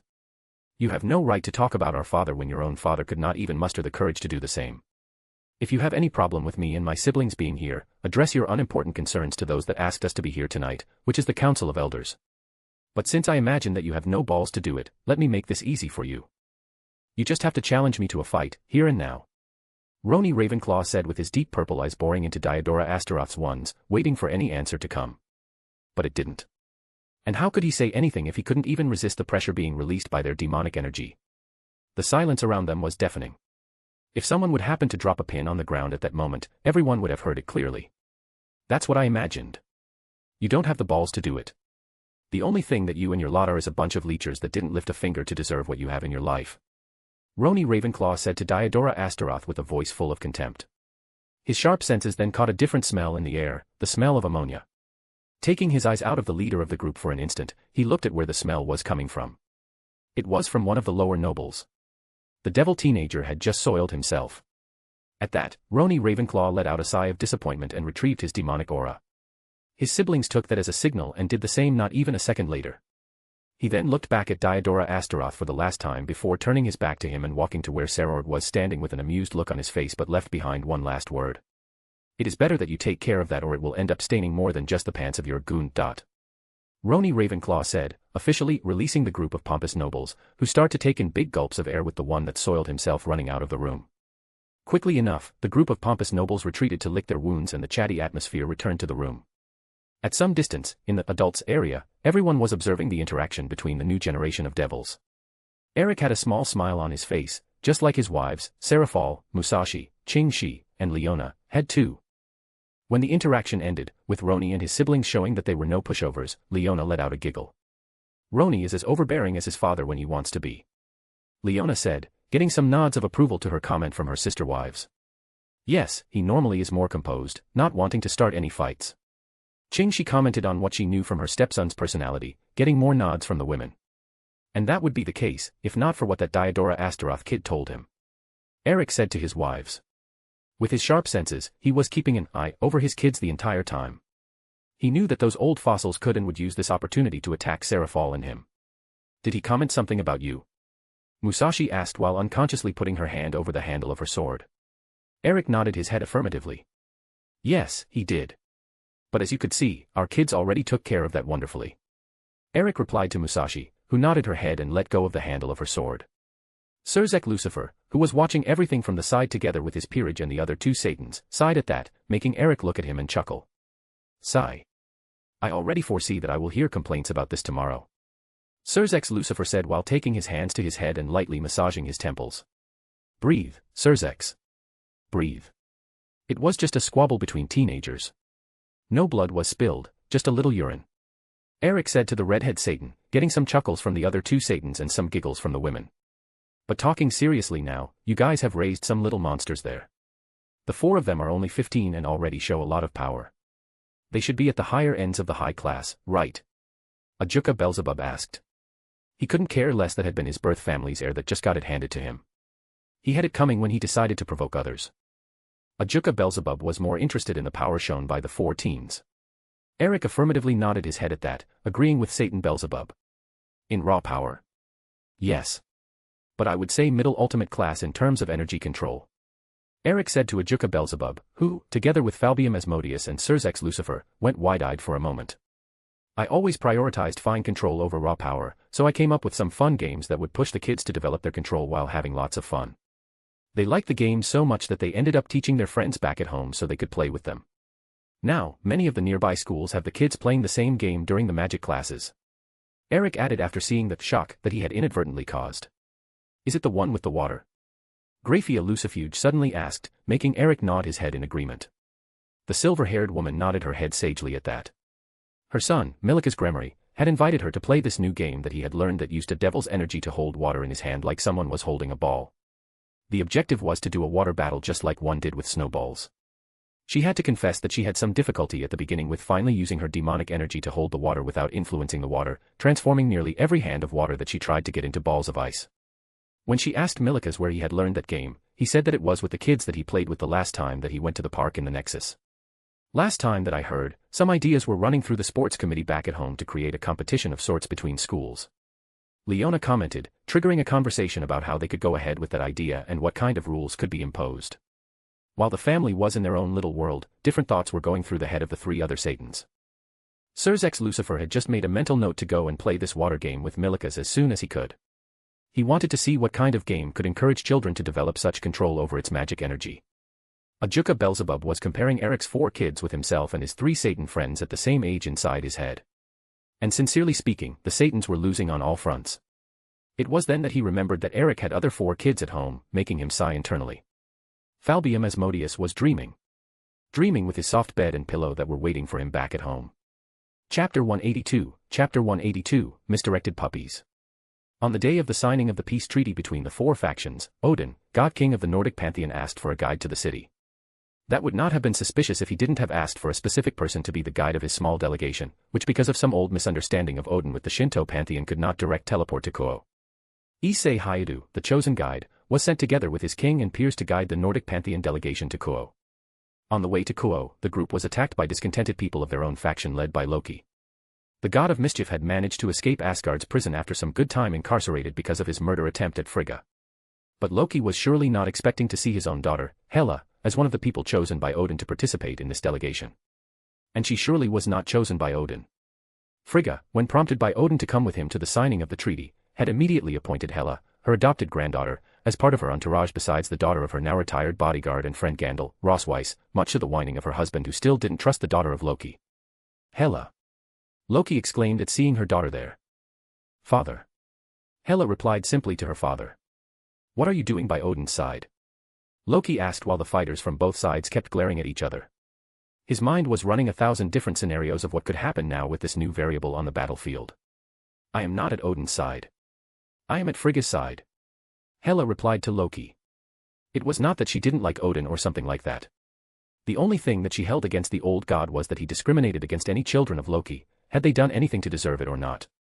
The most recent case had been the incarceration of her brother, Fenrir, because of some nonsensical prophecy that talked about a wolf that would devour worlds made by a crazy old hag. It was then that Loki started to madly laugh. The fates seem to be on my side today. Loki said while smiling widely. He then opened his arms. Come, daughter. Come to my side and let's together end this farce of a peace treaty once and for all. Loki said arrogantly, putting Odin on guard of Hela together with his guard. To the surprise of Odin, Frigga and Rossweiss didn't move and kept their positions near Hela after Loki had called her to his side. The goddess of death's first response to Loki's invitation was the raising of a single eyebrow. Are you stupid? Hela asked Loki after some time of silence, greatly shocking the god of mischief. First, why would I not want peace? And second, why would I fight against one of the few people that showed me some love in this world? Hela said again, denying even more strongly Loki's invitation, shocking Odin, who finally seemed to understand that it was not because she was a child of Loki that she would be like Loki. The god of mischief took some time to understand what had just happened, and when he did, the look on his face morphed into one of contempt. So be it. If you will not join me, then you will die with them. Loki said, and two magic circles shoo behind Hind. After some seconds, the figure of two wolves of the height of a person appeared in the middle of motes of light, making Hela squint her eyes at that. She, of course, recognized them immediately. It was her nephews and the sons of Fenrir, Skoll, and Hati. Skoll, Hati, attack. Loki said in a commanding voice while pointing to the Nordic delegation and the guiding group. The two wolves, just like the rest of his small group of marauders, started to run in the direction of the enemies. Hela, seeing her two nephews running in Odin's direction, decided to intervene before it was too late. In a strong burst of speed that could only be seen by Odin's single eye, the goddess of death appeared in the middle of the path of Skoll and Hati to Odin. Skoll, Hati. Hela said in an authoritative tone that made the two big wolves skid on their hind legs trying to stop their charge. When they did stop, they were meters away from Hela, who glared at the duo. Skoll and Hati, seeing her aunt glaring at them, lowered their heads without even knowing what they had done wrong. I thought that I had taught you both better than this. Hela said while putting her hand on the side of her waist. The two big wolves whined at that. So your grandfather promised to free your father? That is why you two are helping him? Hela asked, seeming to have understood the two wolves' whines, who replied with more whines that made the goddess of death sigh in defeat while lowering her arms. Sigh. You two big dumb wolves. Hela said while walking to the duo. It seemed that she had offended them, but there was no malice when she called them dumb. On the contrary, there was a tone of caring mixed to it. As she arrived by their side, Hela raised her hands and started to caress the fur of Skoll and Hati, whose tails started to wag in response. You guys have to understand that while your grandfather is very knowledgeable in magic, he could not free your father from the place in which he is imprisoned. Only Odin could do it. And maybe Eric. Hela said to the duo while continuing to caress their fur, adding the last part about Eric after a small pause in her speech. And it will not help your case if you attack the old men, okay? Hela said again, receiving another pair of whines as the answer. Yeah, I know. Now, it is better if you two wait for me at my home, okay? I should be back before the day ends. Hela said again, receiving more whines as an answer, but by the wagging of the duo's tail, others could see that it was a positive answer. Skoll and Hati then approached their big heads near Hela's and started to lick the woman's face. I love you too. Now go back to my home and wait for me as the good boys that you two are. Hela said again with a smile on her face, receiving a strong bark this time as her answer from the duo. A black and purple magic circle appeared under them and, after a moment of goodbye, Hela walked back some steps, exiting the area of her magic circle and activating it. Soon enough, Skoll and Hati disappeared in the middle motes of black and purple light, leaving behind a flabbergasted Odin and Loki, and a proud Frigga. What have you done? Loki exclaimed while Hela calmly walked back to Frigga's side. I just sent two misdirected kids back home. Or do you want to screw with the lives of your grandchildren too? Wasn't your own children enough for you? Hela asked Loki, who the people on the battlefield could swear had smoke coming out of his ears in a show of rage at what had just happened. Not that she expected any answer coming from the men or anything like that. She just wanted to vent some frustration with him. Give up, Loki. You are alone in this nonsensical quest. Odin said in his booming voice, waking up Loki from his rage-induced blindness. The god of mischief looked around the battlefield just to see that the group of devils that were serving as Odin's guides had already made short work of the meager forces that he had managed to amass for this incursion. Damned be that cow's brigade. Loki swore inside his head. He had been promised, a long time ago, help for when something like this happened from a hidden group that, much like him, wanted to disseminate chaos to the world. But just recently they had to go and get the great majority of their members arrested and executed, virtually ending the group. The only people left couldn't care less about helping Loki's cause. According to them, they had bigger problems to care about than Loki's petty revenge. Fine, I will do it myself then. Loki said angrily and started to walk in Odin's direction. What followed was not a fight. If one had to describe it in one word, it would be a spanking. Loki's strong point was never his fighting abilities. It was his misdirection skills and magic. In a direct fight against Odin, the god of mischief had no chance whatsoever and was quickly overpowered and sealed without much of a fuss. Incredibly enough, Odin had asked Issei Hayudu's help with distracting Loki while he prepared the sealing array. Frigga, Hela, and Rosweiss looked at that while squinting their eyes. The two goddesses and Valkyrie knew the old god well enough to know that he was planning something that had Issei hide mixed in it. With Loki sealed, Hela received a promise of a talk from Odin about a lot of things, which she agreed with. Odin then asked Hela how she could use teleportation magic in Japan without being punished by them. Hela smiled at the old man and replied to him that she, just like Frigga and Rosweiss, was very good friends with Amaterasu and Yasaka. It was then that Odin remembered that there was a group of very powerful women that liked to get together to have tea and talk, and that Hela, just like his wife, Amaterasu, and very much every strong woman of the supernatural world was part of it. After that, the group continued with their walk to the place where the ceremony would be happening, arriving at it without more problems. With the time for the start of the ceremony arriving, Eric was ready for anything that could happen. His protections around the place had already caught 4 devils, 2 fallen angels, and 5 rogue exorcists that had tried to enter the location with bad intentions about the ceremony. He had felt the ambush of the Nordic delegation and was ready to jump into action and help them just for everything to be solved without any problems. He internally commended Hela's behavior in front of Loki and the way that she had handled Skoll and Hattie. He remembered very well when the goddess of death had looked for him to help her with the manufacture of some gifts for the 2 big puppies. Due to their special ability to eat anything, Eric had a very good challenge in creating some enchanted giant chew toys for them. When the group arrived, it was almost time for the ceremony to start, and since he was responsible only for the protection of the place this time, he just sat back together with Joan, Calypso, and Selena, and watched as people started to arrive to witness such a historical moment happening. Chapter 183, Influencing a Young Mind. The ceremony went on as good as someone could expect with Eric's protections around it, without a hitch. At least for the people watching it, that is. Behind the curtains, a group of devils led by Shalba Beelzebub tried to invade the ceremony and cause chaos, but they were stopped by Eric's protections in the same way that had happened in the first meeting. By Eric's knowledge, the old Satan's faction was now composed only of Rizavim Lucifer and his few, and even so, the crazy son of the original Lucifer had no interest whatsoever in ruling the underworld and just wanted to see the world burn. After the ceremony ended, the 4 leaders of the factions together with their seconds in command came to talk with Eric, already imagining that the men had another list for them to look over. "Eric, how did things go with the protections?" Azazel asked as soon as they all had entered the room where Eric had been watching the ceremony from. The man, who had his wives by his side, smiled at them and snapped his fingers. Snap. Above the lower table in the center of the room, some sheets of paper appeared. Eric stood from his place, took the papers in his hands, and offered one to Serzex Lucifer, one to Michael, and one to Azazel. It went well. During the ceremony, we had just one group trying to attack, Shalba Beelzebub and some of his goons. But they were easily subdued by the wards. For some reason, they had on their heads that they would be successful in the attack, even with the previous groups failing miserably in it. Eric said and saw the eyes of the devils in the room widening for a moment at the mention of the descendant of one of the original Satans. The others we got before the ceremony started. They were caught by the Intentions ward and were questioned about it. The only one that was not planning to try to sabotage the ceremony got freed. He was just very unhappy with the treaty due to some personal loss in past conflicts. Eric finished saying to the leaders, who nodded their heads in agreement and started to go over the names on their list. It would take a long time for true peace to be achieved between them. As the women in the room separated from the males and started to form their own group to talk to, Odin walked near Eric. "But I have to say, you have put up a mighty set of wards around the place," Odin said to Eric. His divinity over runes allowed him to see the wards the instant that he came near them, and he was impressed with it. Very impressed. His curiosity over the subject compelled him to analyze the scheme, but he couldn't. Normally, a person, while being careful enough, could send his magic into the scheme to try and analyze what it did, but this one repelled any foreign magic that tried to interact with it. Even his divinity on the subject of runes couldn't help him enough, and the only thing that he managed to get from it was the need for a password to continue to get any type of interaction with it. Eric smiled at the compliment. "Thank you for the compliment, Lord Odin." Eric replied politely. He had felt Odin poking around the wards early, and he couldn't say that he was not curious to know what the god had found about it besides the prompting for a password. "What were your thoughts on the Red Dragon Emperor of this generation?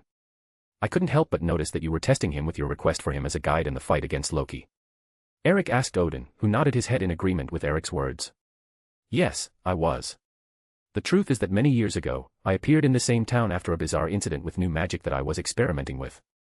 And while taking advantage of the fact that I was already here through a chance of destiny, I started to walk around the town. You see, I was always a big fan of Japanese." Odin started saying, making a small pause to look at his wife, who was happily talking with the rest of the women, before continuing. "Art, and since the internet was not as developed as it is now, the good stuff didn't get out of the country. So, after getting my hands on some new art, I took some time to appreciate it in solitude before going back home, when a small kid found me. He got very curious about what I was doing and asked me. I, being the magnanimous king that I am, explained some things to the boy. It was then that I felt the very weak draconic aura coming from his body. All it took was a scanning spell and I discovered that he was the host for a draconic-type sacred gear. My impulse at the time was to just take the boy back with me to Asgard and raise him as a mighty warrior, but I choose to not do it after getting a quick read of the boy's mind. With that, I learned his name, Issei. Soon after, I left for Asgard. It was just recently that I heard his name again during a mock raiding game. Who would have thought that the little boy from years ago would be the Red Dragon Emperor of this generation? When the opportunity presented itself to me, I then just had to ask him as the guide for my delegation. Odin said, finishing his tale of why he had asked Issei to be his guide. Eric was looking at the men with a poker face. So it was really you the one that initiated the kid on art. Eric said to Odin, who smiled wryly at Eric. Ha ha ha ha. Come on, it is not that bad. I mean, I saw how he appreciated the scenery on the way here, and it was not bad. He was a perfect gentleman. Odin replied to Eric, who continued to look at the old god with a deadpan face. But the mask was escaping him because he raised one eyebrow at Odin. Not that bad. Sigh. You say that because I had a serious talk with him around a year ago. Eric replied to Odin and continued talking. Before that, the only thing that he talked about was art. I think that if I had not talked with him, he would end up going to jail shortly because of the shenanigans that he and his friends were doing in the name of appreciating art. Eric replied to Odin, letting out a sigh in the middle of it. The old god flinched a little knowing that it was not his intention to influence the boy so strongly. He very much underestimated the power that his words would have in the kid's mind. Just to be clear here, you two are talking about porn, right? Azazel asked in a loud voice while making an innocent face, throwing Odin and Eric under the bus since the women in the room turned to look at them when he said the word porn. Internally, Azazel was smirking victoriously. It was a rare occasion when he could get one over Eric. Getting one over Odin was just a bonus. Odin looked at Azazel in a way that promised a world of pain for the fallen angel, while Eric just shrugged at it. Yes, Azazel. Around a year ago, I had 3 students that were addicted to it. They got caught while doing something very bad and I, together with the school psychologist, had a serious conversation with the 3 of them. Of the 3, one reformed himself after that, tuning down a lot of his impulses. He was rewarded socially by it later. The other 2 were caught doing the same thing again and were invited to leave the school. Last time I heard, their parents had enrolled them in an all-male school. Eric replied to Azazel, not caring much about hiding anything now. At the mention of an all-male school, Azazel flinched a little. But Eric's tactic of diversion had worked, since the women went back to talk between them, saving Odin's hide. At least for now. Ugh. Tough being them, then. Azazel said, making Eric shrug at it. They reaped what they sowed. By the way, this is a good time to talk about that idea of yours that you commented on some time ago. Eric said to Azazel, reminding the fallen angel about the ideas that they had traded some time ago in a call. Good idea, Eric. Azazel said and turned to look at the rest of the male leaders. Michael, Serzex, Ajuka. If you 3 could come here for a second, there is something that I would like to talk with you all together with Odin. Azazel asked, calling for their attention of them. The mentioned 3 walked to where the other 3 were standing and waited for Azazel to start. The fallen angel, as a crooked merchant ready to scam someone, or just a normal person applying lotion to his hands, rubbed his hands together. So, as you all know, we have in our faction some people that are not happy with this peace treaty. Azazel started saying, making all the leaders nod their heads in agreement with his words. These people, in their great majority, have one trait in common. They are battle junkies. Azazel said again, getting more nods from the leaders after some small pause to think. He then continued with his speech. To satiate this hunger that they have and not cause many problems for us, I had the idea to propose something that is strongly based on the raiding games that the devils have. People would form teams to compete in closed games that could vary, just like the raiding games have different settings.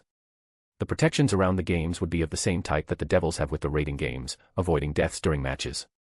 Azazel started saying, selling his idea to the leaders, who were buying it until the moment. But wouldn't this put faction against faction again? Serzex Lucifer asked. He could already see the competitiveness getting rather fierce in a Faction A versus Faction B match. Initially, yes. The teams would be assembled only with people from their own factions, but as the time continued to pass the contestants would see that to reach a high streak of victories they would have to diversify the people in the team. This line of thought would birth the first team with members of more than one faction, which would pave the way for a second one, a third, and so on. Azazel replied to Serzex Lucifer, explaining his line of thoughts about the development of the competition. The leaders nodded their heads at that. What Azazel was saying made a lot of sense for them, and they could already see in their heads things playing just like Azazel said. The current protections applied to the raiding games could be easily applied to other races just as it works for devils. I suppose that with a little help from Eric, we could even improve its efficiency. Ajuka Beelzebub said, analyzing the application of the idea and looking at Eric for a little help with it. I would gladly help with that. Eric replied to Ajuka Beelzebub, who nodded his head in thanks. And would this competition be only between our factions, or would it be open for anyone to enter? Michael asked Azazel. His question was relevant because these games could be used as an integration bridge with the other factions. I think that it would be better to be closed only to our faction. At least initially. But we could make some special events and invite other factions to send their teams to participate. As more and more factions participate in it, we could permanently open it to all. Azazel replied to Michael. The Great Seraph, just like the other leaders, liked the idea of that competition very much. It would work perfectly to satiate the hunger for battle from some of their more difficult members. Chapter 184, Sneaky Little Fox. Time quickly passed for Eric. As an ageless person, he had learned how to deal with time and was used to it. Just after the signing of the treaty between Heaven, Devils, Grigori, and the Nordics, the world seemed to enter a wait-and-see period with the eyes of all other factions turned at those four. While things were calm, Eric knew that it wouldn't last much because some people were still scheming in the background. At Kuou High School the second semester had begun, and with it came the much-awaited trip of the second year to Kyoto. Eric had done this trip last year with his class, so he would not be doing this trip this year. Or so it was what he expected. With Eric still being the only male teacher at school, he was invited to participate as the chaperone for the boys in Kyoto. And he accepted it while already planning to visit Yasaka and play with little Kunou while there. When the time came for the trip, it happened quickly and without any fuss. A short train trip later, and the group of second years from Kuou High School was disembarking in Kyoto's train station together with their teachers. From there, it was just a short walk to the hotel where the group was going to stay for the night, and after a quick check-in, the group of students, again, hit the road to start their tour of Kyoto while being guarded and guided by the teachers. On the second day of their trip, after the scheduled visits had ended for the day, the students were free to enjoy the festival that was happening in one of the neighborhoods near the hotel. Eric, already knowing of the festival due to his past experiences in the city, had come prepared and was wearing a dark blue kimono with a few fine silver details on it. His choice of wearing the traditional vest, even with his foreign looks and burly physique, took the air out of most females that saw him wearing that, which his noble standing just added to the outfit overall. Eric, who was enjoying the festival while buying a lot of gifts for his family, felt the familiar presence of a little fox entering his senses, which were not fully expanded due to him knowing that he would get too much noise back because the city was full of yokai. Letting out a sigh while remembering what has happened in the plot from his past life experience, Eric stood in place and expanded his senses around the city while fixating his eyes on the little fox. It didn't take much time for him to see the little fox's nose twitch in recognition of a familiar scent and start to follow it. 2 minutes later, a little blonde bullet impacted Eric's legs, hugging it strongly. "Hey there, Kunou," Eric said to the little blonde fox while patting her head. Kunou looked up while enjoying the head pat and gave Eric a big and toothy smile. "Hi, Uncle Eric." Kunou replied to Eric, who in a quick move bent down and whisked her in his arms, getting a thrilling giggle as result. Kunou loved Eric. Since she could remember, he had been one of the only father figures that she had, always treating her well and taking some time to play with her when she asked him for it. That Eric was the father of her favorite big brothers and sisters was just a bonus in her opinion. Eric then kissed the little fox yokai on her cheek and turned his face while waiting for his kiss. Kunou giggled happily at that and gave Eric his kiss while hugging him around the neck. "What are you doing in Kyoto, uncle?" Kunou asked Eric while enjoying the man's presence. "I am accompanying some of my students on their annual trip here." Eric replied to Kunou while slowly walking and looking around the stalls that were up for the festival, stopping to buy one trinket or another once in a while. Kunou nodded her little head at that. "And how about you, Kunou?" Eric asked the little girl, who was pointing at one of the stalls selling some sweet street food. "I heard people in the palace talking about a festival today, so I came to see it." Kunou replied to Eric, who had walked to the stall and was buying a portion of the sweet delicacy that it was selling. "And you decided to come alone?" Eric asked again while offering Kunou the sweet delicacy and raising an eyebrow. The little blonde fox saw that and lowered her head in shame while accepting the sweet. She then replied to Eric with a small nod of her head, knowing that what she had done was wrong since her mother always warned her to not wander the city alone. "You sneaked out of the palace, didn't you?" Eric asked Kunou, who didn't answer him and just nibbled at the treat that she had just received. At that implicit reply from Kunou, Eric let out a sigh and discreetly snapped his fingers. Sigh. Snap. "It is better that we call your mom them. She must be very worried about your disappearance from the palace," Eric said after putting a notice me not around the two of them so he could call Yasaka without a fuss. And call the Queen of Kyoto they did. Snap. Eric snapped his fingers again and a small pulsating dark blue magic circle appeared floating in front of his face. It didn't take long for the other side to pick up the call, changing the dark blue magic circle for the image of a busted blonde woman. Yasaka looked very concerned the moment that she picked up the call, but soon, she let out an audible sigh of relief seeing who was together with the person that had called her. Hello, Yasaka. Eric said to the nine-tailed fox yokai with a smile on his face. The woman smiled back at him before replying. Hello, Eric. To what do I owe the pleasure of your call? Yasaka replied and smoothly asked Eric. She had visibly relaxed after she saw her daughter, Kunou, safe in Eric's arms. For her, there was northwest safer place in this world than the one Kunou was right now besides, maybe, the side of her goddess, Amaterasu. Ah, you see. I came to Kyoto while accompanying a group of my students from Kuo High School and was enjoying the festival that is happening near the hotel where we are staying when a little fox found me. Eric said to Yasaka with a mock-serious face. Kunou, feeling what was coming her way, tried to hide her face in Eric's neck, not wanting to face her mother while being teased. Yasaka nodded her head at the beginning of history, having understood the play that Eric was going for. She knew that there was a group of students from Kuo in the city. Yasaka had received a note from the two governors of Kuo some days ago about this school trip because the group of students that were going to visit contained some devils in it. But she had no idea that Eric was one of the teachers coming with them. Not that she cared about his presence in Kyoto. And then, after talking a little with the little fox, I discovered that she had sneaked away from home and decided to call you to tell you that she was safe. Eric said, finishing his tale to Yasaka, who smiled at him. Thank you a lot for calling me, Eric. I was, indeed, very concerned about my little fox's whereabouts. But since she is with you now, I am relieved about her safety. Even so, she will be punished when she gets home. She knows very well that she can't do something like this. Yasaka replied to Eric, saying the last part in a more firm tone that made Kunou flinch on Eric's lap. Eric then turned his face down to look at the hiding little girl. Don't you have something to say to your mom, Kunou? Eric said gently to the little girls in his, who tentatively looked up at Eric from her hiding place. Seeing his gentle, but stormy gray eyes, Kunou nodded her little head in agreement. She then mustered some courage and turned to face the image of her mother. I am sorry, Mom. I just wanted to see the festival. Kunou said while making some kitty eyes at her mother. Yasaka let out a sigh at that and nodded her head at her daughter. The important thing is that you are safe, Kunou. Yasaka said and then looked at Eric. Eric, do you mind taking care of Kunou for a little? I have to finish some things here before I can meet you too. Yasaka asked Eric. The busted nine-tailed fox was seeing this as an opportunity to get closer to Eric. She had already received the blessings from his wife some time ago and things now only depended on her to advance. Kunou perked a little at that. If Eric's answer was a positive one, she would not have to go back to the palace right now and her mom would be coming too. Kunou then looked at Eric while making the most adorable kitty eyes that she could muster. It would be my pleasure, Yasaka. Eric replied to Yasaka without even seeing the kitty eyes that Kunou was making, but if her yell was any indication, the little fox was very content with that arrangement. Yasaka smiled at that reply. I will see you later then. Enjoy the festival, Eric. You too, Kunou. Yasaka said to them, and, after receiving a nod of understanding from the duo, closed the call.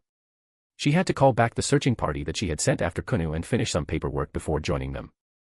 Yasaka then looked down at the clothes that she was wearing and frowned a little while commenting in a low voice. I have to get a new change of clothes too. Back at the festival, after the call with Yasaka had been finished, Eric cancelled the Notice Me Not charm that he had cast on them and he, together with Kunou, continued to walk around the people-filled streets, enjoying the festival greatly while looking very much like father and daughter. It was then that the iconic duo was seen by a group of students that consisted of the devils that attended the second year of Kuo High School plus Asia Argento. Hey, isn't that teacher Ravenclaw? Issei Hayadu asked while looking at the figure of Eric with Kunou on his lap enjoying some treat that they had bought in one of the stalls. The other reincarnated devils then turned to look at where Issei Hayadu was looking. Yes. That is him. But who is the cute little blonde with him? Aika Kiryu replied to Issei Hayadu's question and asked one of her own. Maybe it is one of his kids. I heard the president saying that he has 8. Saji Genshiro said, replying to Aika Kiryu's question. At that answer, Tsubasa Yura shook her head in denial. No, she is not. All of teacher Eric's kids are the same age. You must have met 4 of them at the Young Devils meeting, right? She is too young. Asia Argento, the only non-devil of the group said. She would know Eric's children because she had met with them various times at the Nexus. Then who is the cute little blonde? Saji Genshiro asked. Well, we will not know if we don't ask, right? Issei Hayata said while smiling and walked in the direction of the duo while being followed by the other curious students. Chapter 185, Her Highness, the Princess. Well, we will not know if we don't ask, right? Issei Hayata said while smiling and walked in the direction of the duo while being followed by the other curious students. Eric felt the group approaching him but kept his attention on Kunou. Teacher Ravenclaw. Issei Hayata said when he reached Eric and the little blonde. Both of them were going through the wares of a gift stall when Eric heard someone calling him. Eric turned to see who it was and smiled after seeing Issei Hayata and a group of students with him. Mr. Hayata. How are you doing? Enjoying the festival, I hope. Eric said to the brown-haired boy, who nodded his head at the question. I'm fine, teacher. And we are surely enjoying the festival. Issei Hayata said to Eric. That's good.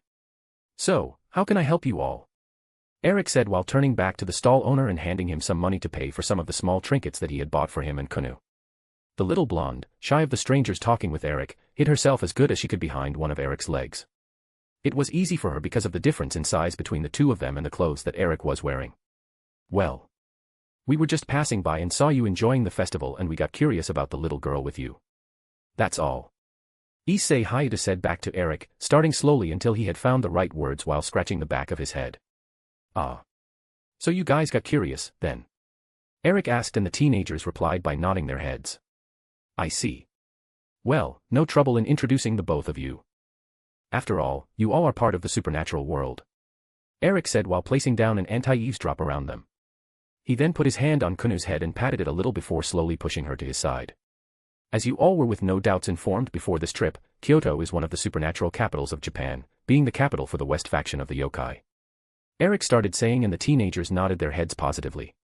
The devils had been told about it by their kings while Asia Argento had been told about it by Joan during one of their classes. This is Kunou. She is Kyoto's princess, meaning that her mother is the leader of the West yokai faction. Kunou, these big brothers and big sisters are all students of mine and part of the supernatural world too. Eric said while patting Kunou's head. After he finished introducing her, Kunou gave the teenagers a small bow.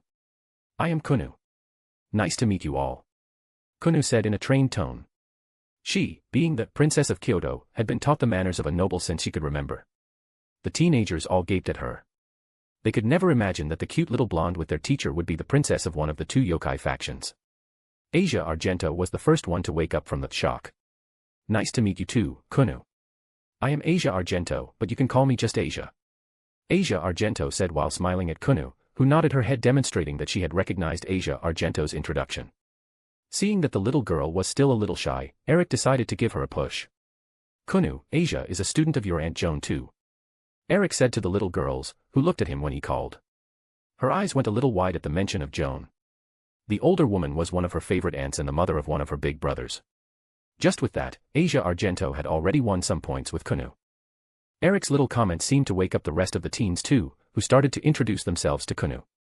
The last one had been Aika Kiryu and Kunou looked curiously at the devil teenager. What is it, Kunou?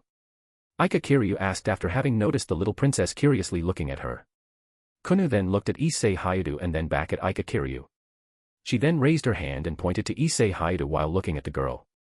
You have a lot of his scent on you, and he has a lot of your scent on him. Are you his mate? Kunou asked without a hint of shame showing, making all teenagers go into a quick state of shock because of it, with Eric chuckling at the scene.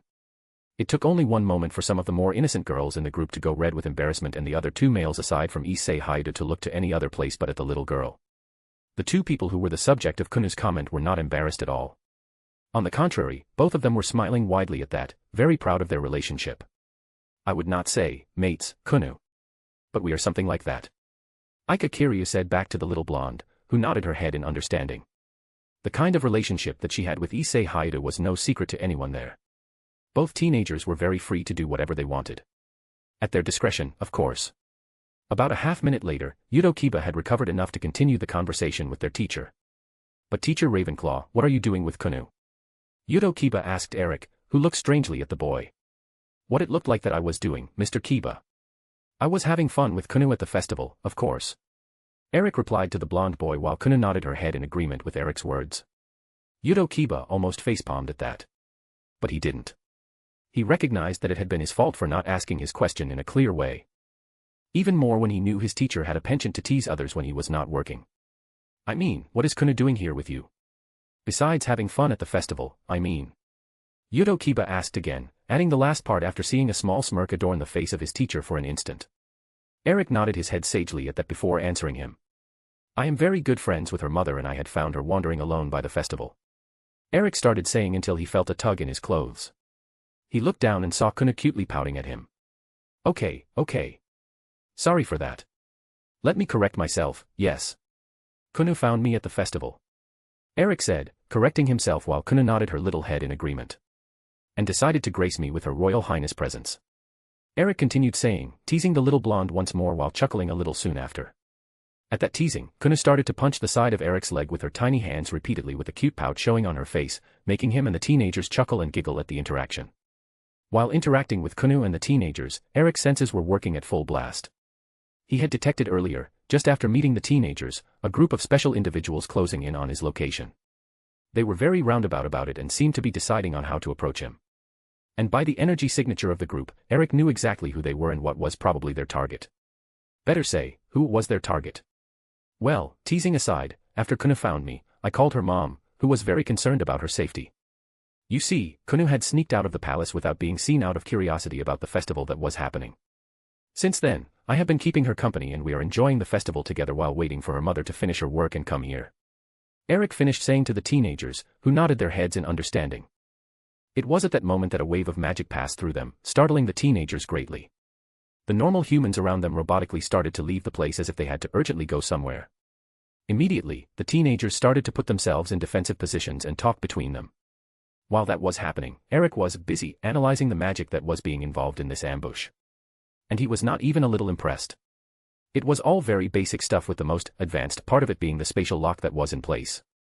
And that was not even created through magic at all. It was the work of a sacred gear's ability.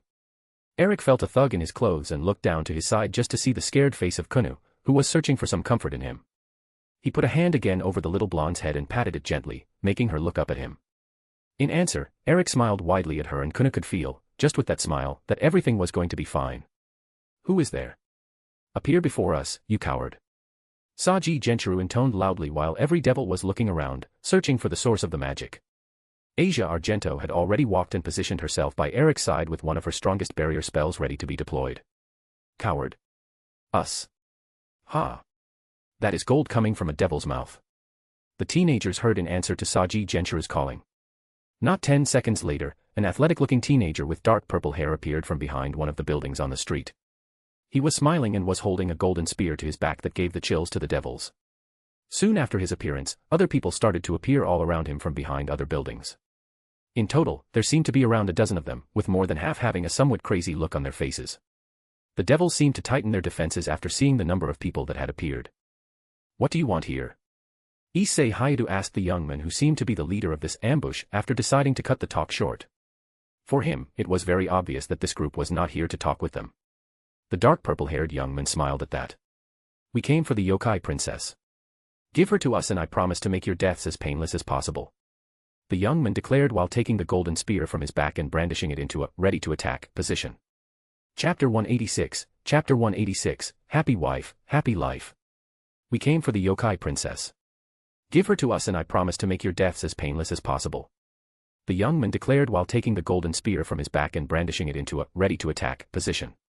Just the act of the dark purple-haired young man taking a ready-to-attack position and pointing the golden spear at them had put the devil's teenagers on the edge and they didn't know why.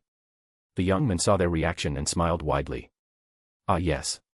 All devils have the same reaction in the presence of the Longinus.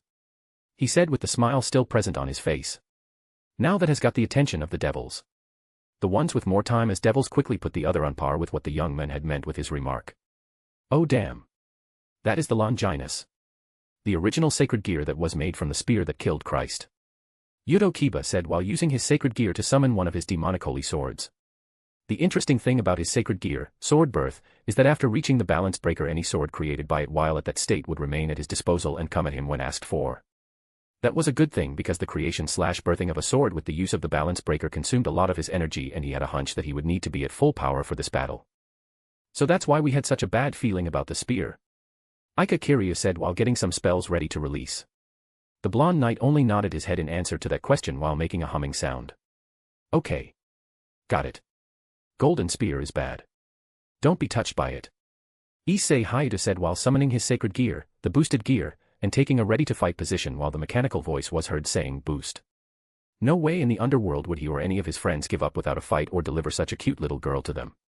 It was then that Issei Hayato, who was on the edge until this moment, relaxed a bit. He had just remembered who exactly was with them too and gave a quick look at Eric. Go on, have fun fighting them. And don't worry about Kunou's safety or the Longinus. It will not enter the battlefield. Eric said to Issei Hayato and the other devils. He had, at the moment that the dark purple-haired young man appeared, and the teenagers got distracted, snatched Kunou to the safety of his arms. The dark purple-haired young man seemed to have heard Eric's line to Issei Hayato and his eyebrow raised at that. Oh. You seem to be sure that I will not enter the battlefield. And why would that be? The young man said in a mocking tone. His senses could get nothing from the man who was now holding their target in his arms, so he took the man for someone with little to no magic inside his body that somehow had resisted their magic that sent normal people away. Because the moment that the Longinus enters the battlefield, I will enter the battlefield too. And that would mean game over for you and your merry band of heroes wannabes. Eric replied to the young man with his usual smile. The young man chuckled at that, not noticing one of his people running to where he was standing now. Really? And what could you do about it? You are just a normal human that somehow resisted the magic that sent the others away. The young man said with a condescending smile on his face and a look of mockery in his eyes. Eric didn't answer the young man and just continued to smile. For him, the situation was somewhat funny. It had been a long time since someone that was, in power of a faction or group in the supernatural world didn't recognize him. At that moment a dark brown-haired young man reached the side of his leader while panting. Chow Chow, stop. We must retreat. The dark brown-haired young man said to the dark purple-haired young man, now identified as Chow Chow, with some fear and urgentness present in his voice. The leader frowned at his ally. And why would we do that, George? You know very well that for our plan to come into fruition we need to get our hand in the fox's spawn. Chow Chow asked the dark brown-haired young man, now identified as George while pointing out the importance of this mission to their plans. That apparently normal man is Eric Ravenclaw. George said with the urgentness and fear still present in his voice. So you know his name, but why would I care if he is Eric R.A. Chow Chow started to say, rebuking George's warning while scowling. That is until he, Chow Chow, realized the weight behind the name that he was going to say and stopped in his tracks. Chow Chow then looked from George to Eric and saw the still smiling figure of the man that now had some amusement mixed to it and ran the description of him through his mind. And it checked out with his memories of the description of the man and the rough picture that they had of him. Chow Chow then turned back to look at George. We are retreating. Pass down the order. Chow Chow said seriously. The carefree and mocking attitude had disappeared from his face and was nowhere to be seen. Meeting Eric Ravenclaw, the strongest human to have ever lived, was not in his plan. It was not in any of his possible-to-happen plans to say the truth. George nodded his head in a show of understanding of the order and was ready to call it when they heard Eric's voice booming through the area. Oh. Why are you going so soon? Eric said in a happy tone and followed suit by raising his free hand and snapping his fingers. Snap. The snapping sound of Eric's finger resounded in the ears of everyone in the area while a feeling of incoming doom appeared in the back of Chow Chow and George's minds. In an instant, faster than anyone there had seen before, a gigantic dark blue magic circle with a raven in the center of it covered the entire area, swallowing the initial barrier that had been put up whole, disappearing as fast as it came after staying in place for a second. George was gobsmacked with that cast speed and got even more when he felt what the spell had just done. He looked at Chow Chow and fear was evident on his face. He just hijacked the control of the ward that I put around the place. George announced to Chow Chow while stuttering. Chow Chow's reaction to that news was only seen by the quick widening of his eyes. The young man then quickly turned to look at Eric again, and what he saw sent a chill up his spine. Eric Ravenclaw was still smiling at them, but the smile was not reaching his eyes now. You really thought that you could come to Kyoto, try to kidnap someone very dear to me, threaten my students with death, and then just leave whenever you want? Eric said slowly and loudly to them. Almost everyone could feel in the back of their necks the edge that his word contained. Chow Chow even more as he snapped to look at George at a speed that normal people would be sure was enough to break a person's neck. George, get us out of here. Now. Chow Chow said to George with a lot of urgency in his tone. On it. George replied to Chow Chow while raising both arms to his front in a way to concentrate quicker to activate his sacred gear. 2 seconds later and nothing had happened. While this was happening, Chow Chow put himself in between Eric and George in a way to protect the dark brown-haired young man while he got them out of there. But 10 seconds passed and what Chow Chow expected to happen didn't. George? What is going on? Why are we still here? Chow Chow asked George with some concern. I can't seem to activate my sacred gear. George replied to Chow Chow, who turned to look at him. What he saw was the sweating face of George that was still trying to activate his sacred gear. In response to that, Chow Chow turned to look at Eric again while squinting his eyes. What have you done to him? Chow Chow asked Eric, who continued to smile. Do you think that this is the first time that I encountered a host of the sacred gear dimension lost? Eric replied to Chow Chow and George with some amusement showing on his face. But it is nothing permanent. I assure you of that. You see, the last user of that sacred gear, besides your friend there, of course, had been forced once by a group of ill-intentioned people to transport them inside my home, the Nexus. They had this brilliant idea that once there, they would be free to wreak havoc and even loot the place as they desired. Sadly for them, that was not what happened. I am a person that is very fond of my family and no effort is too much for me when it means safeguarding them. The ill-intentioned group didn't count on other safety measures in place and got caught the moment that they stepped inside the Nexus. Since the host of Dimension Lost had no ill intent on my home, he was safe and sound, and, with a little help from me, got his family safely rescued from the ill-intentioned group. At the time, my price for helping him with the addition of putting some safe measures around his home had been his help with my investigation into the properties of his sacred gear, the Dimension Lost. It took a while, but I successfully learned what made this specific sacred gear work. Based on that knowledge, I upgraded the wards around my home so nothing like that could happen again ever. Eric said, telling Chow Chow and George why they would have a hard time getting out. George was white as a sheet of paper after hearing that. To him, his sacred gear was the ultimate getaway card, his always free guarantee. But now it seemed that things were not as he thought and there was one person aside from that maniac devil that could make him stay when he didn't want to. As I see, the only way for you to get out of here is by defeating my students. Eric announced to Chow Chow and George, making the devils snap back to look at Eric. Teacher, what are you doing? Issei Hayato asked Eric the question that was in the head of everyone right now. He was not very fond of the idea of having to fight these people. Even more when most of them appeared to be sacred gears holders. Calm down, Mr. Hayato. This is an opportunity for you and the others to fight against people that use different strategies. Fighting always with the same people will end up hampering your development. Take this as an extra lesson in becoming stronger and training for the incoming raiding games. Use them as your sharpening stones. Eric said again to Issei Hayato, lighting up a fire in the boy's eyes. Will you really let us leave here after defeating them? Chow Chow asked Eric with suspicions. Eric nodded his head. Sure, whoever wins, can leave. My initial idea was to just get rid of you all right here, and right now. But I don't want to be the reason for your patron appearing here, in the middle of Kyoto, after I had separated your head from the rest of your body. A fight between the two of us would not leave the city standing after it. Amaterasu and Yasaka would be sad about it, which means that my wives would be mad at me for being the reason for their friends being that way. And I would prefer to avoid that situation. Eric said to Chow Chow, shocking him with the revelation that he knew exactly who was his patron. He had long learned that the secret to having a happy life was to keep your wives happy. Happy wife, happy life. But my initial saying remains, if the Longinus enters the battlefield, I enter the battlefield too. Eric added with a new smile on his face. A smile that sent some chills down the spine of Chow Chow and George. Chapter 187, Humanity Don't Need You. The fight between the devils and the hero faction was not that interesting to watch to Eric. While the descendants of the old heroes were strong, not one of them could claim that they were as strong as their ancestors. The only thing remotely interesting that happened was that two more teenagers appeared to enter the fray in the middle of the fight. Zenobia Korda and Irina Shido had noticed the magic going up while visiting other parts of the festival and went to investigate the origin of it. When they discovered their new allies fighting against unidentified people, they asked Asia Argento, who was by Eric's side watching the fights going on. After getting the gist of it, the two exorcists entered the fight and relieved the stress on some of the devils that were fighting two opponents.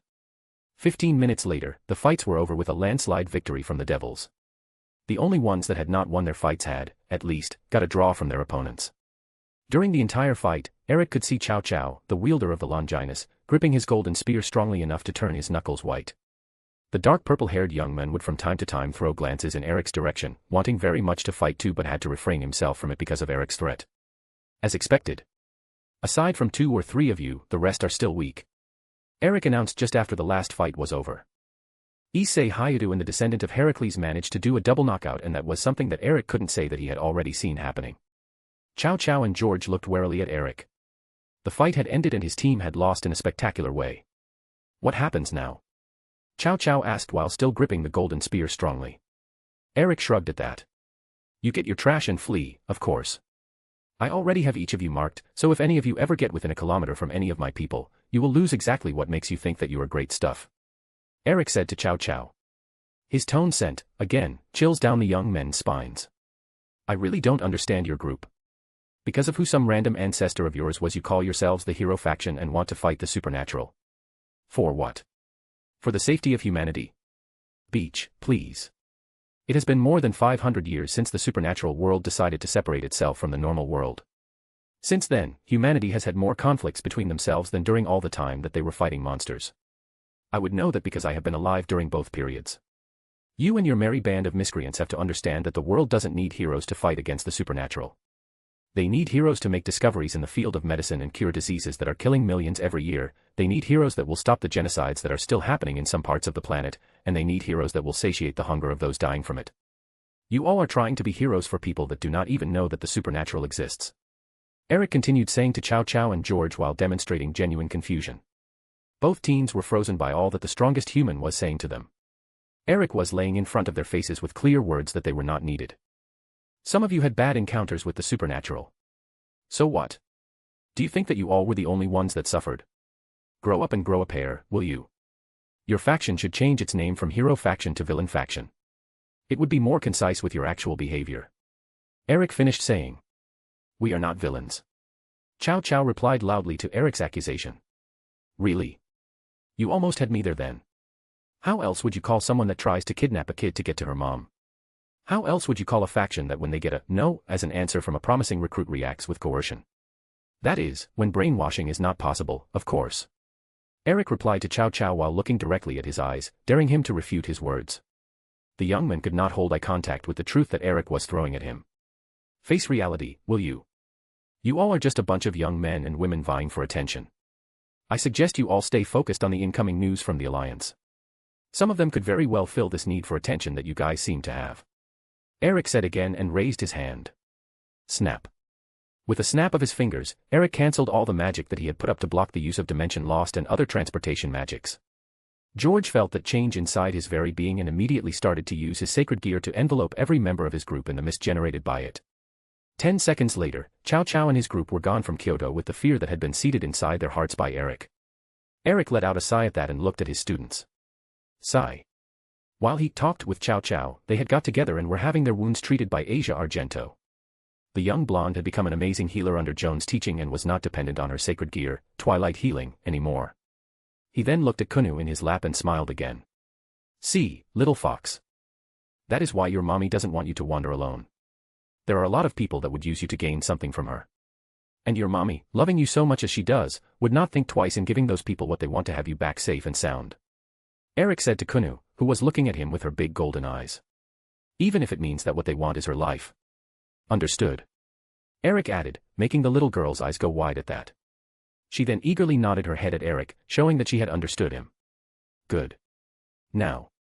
Eric said and looked around the street that was filled with people some time ago. It seems that the festival is over, unfortunately. So I will be getting you home early. Eric said to Kunou and looked at his students.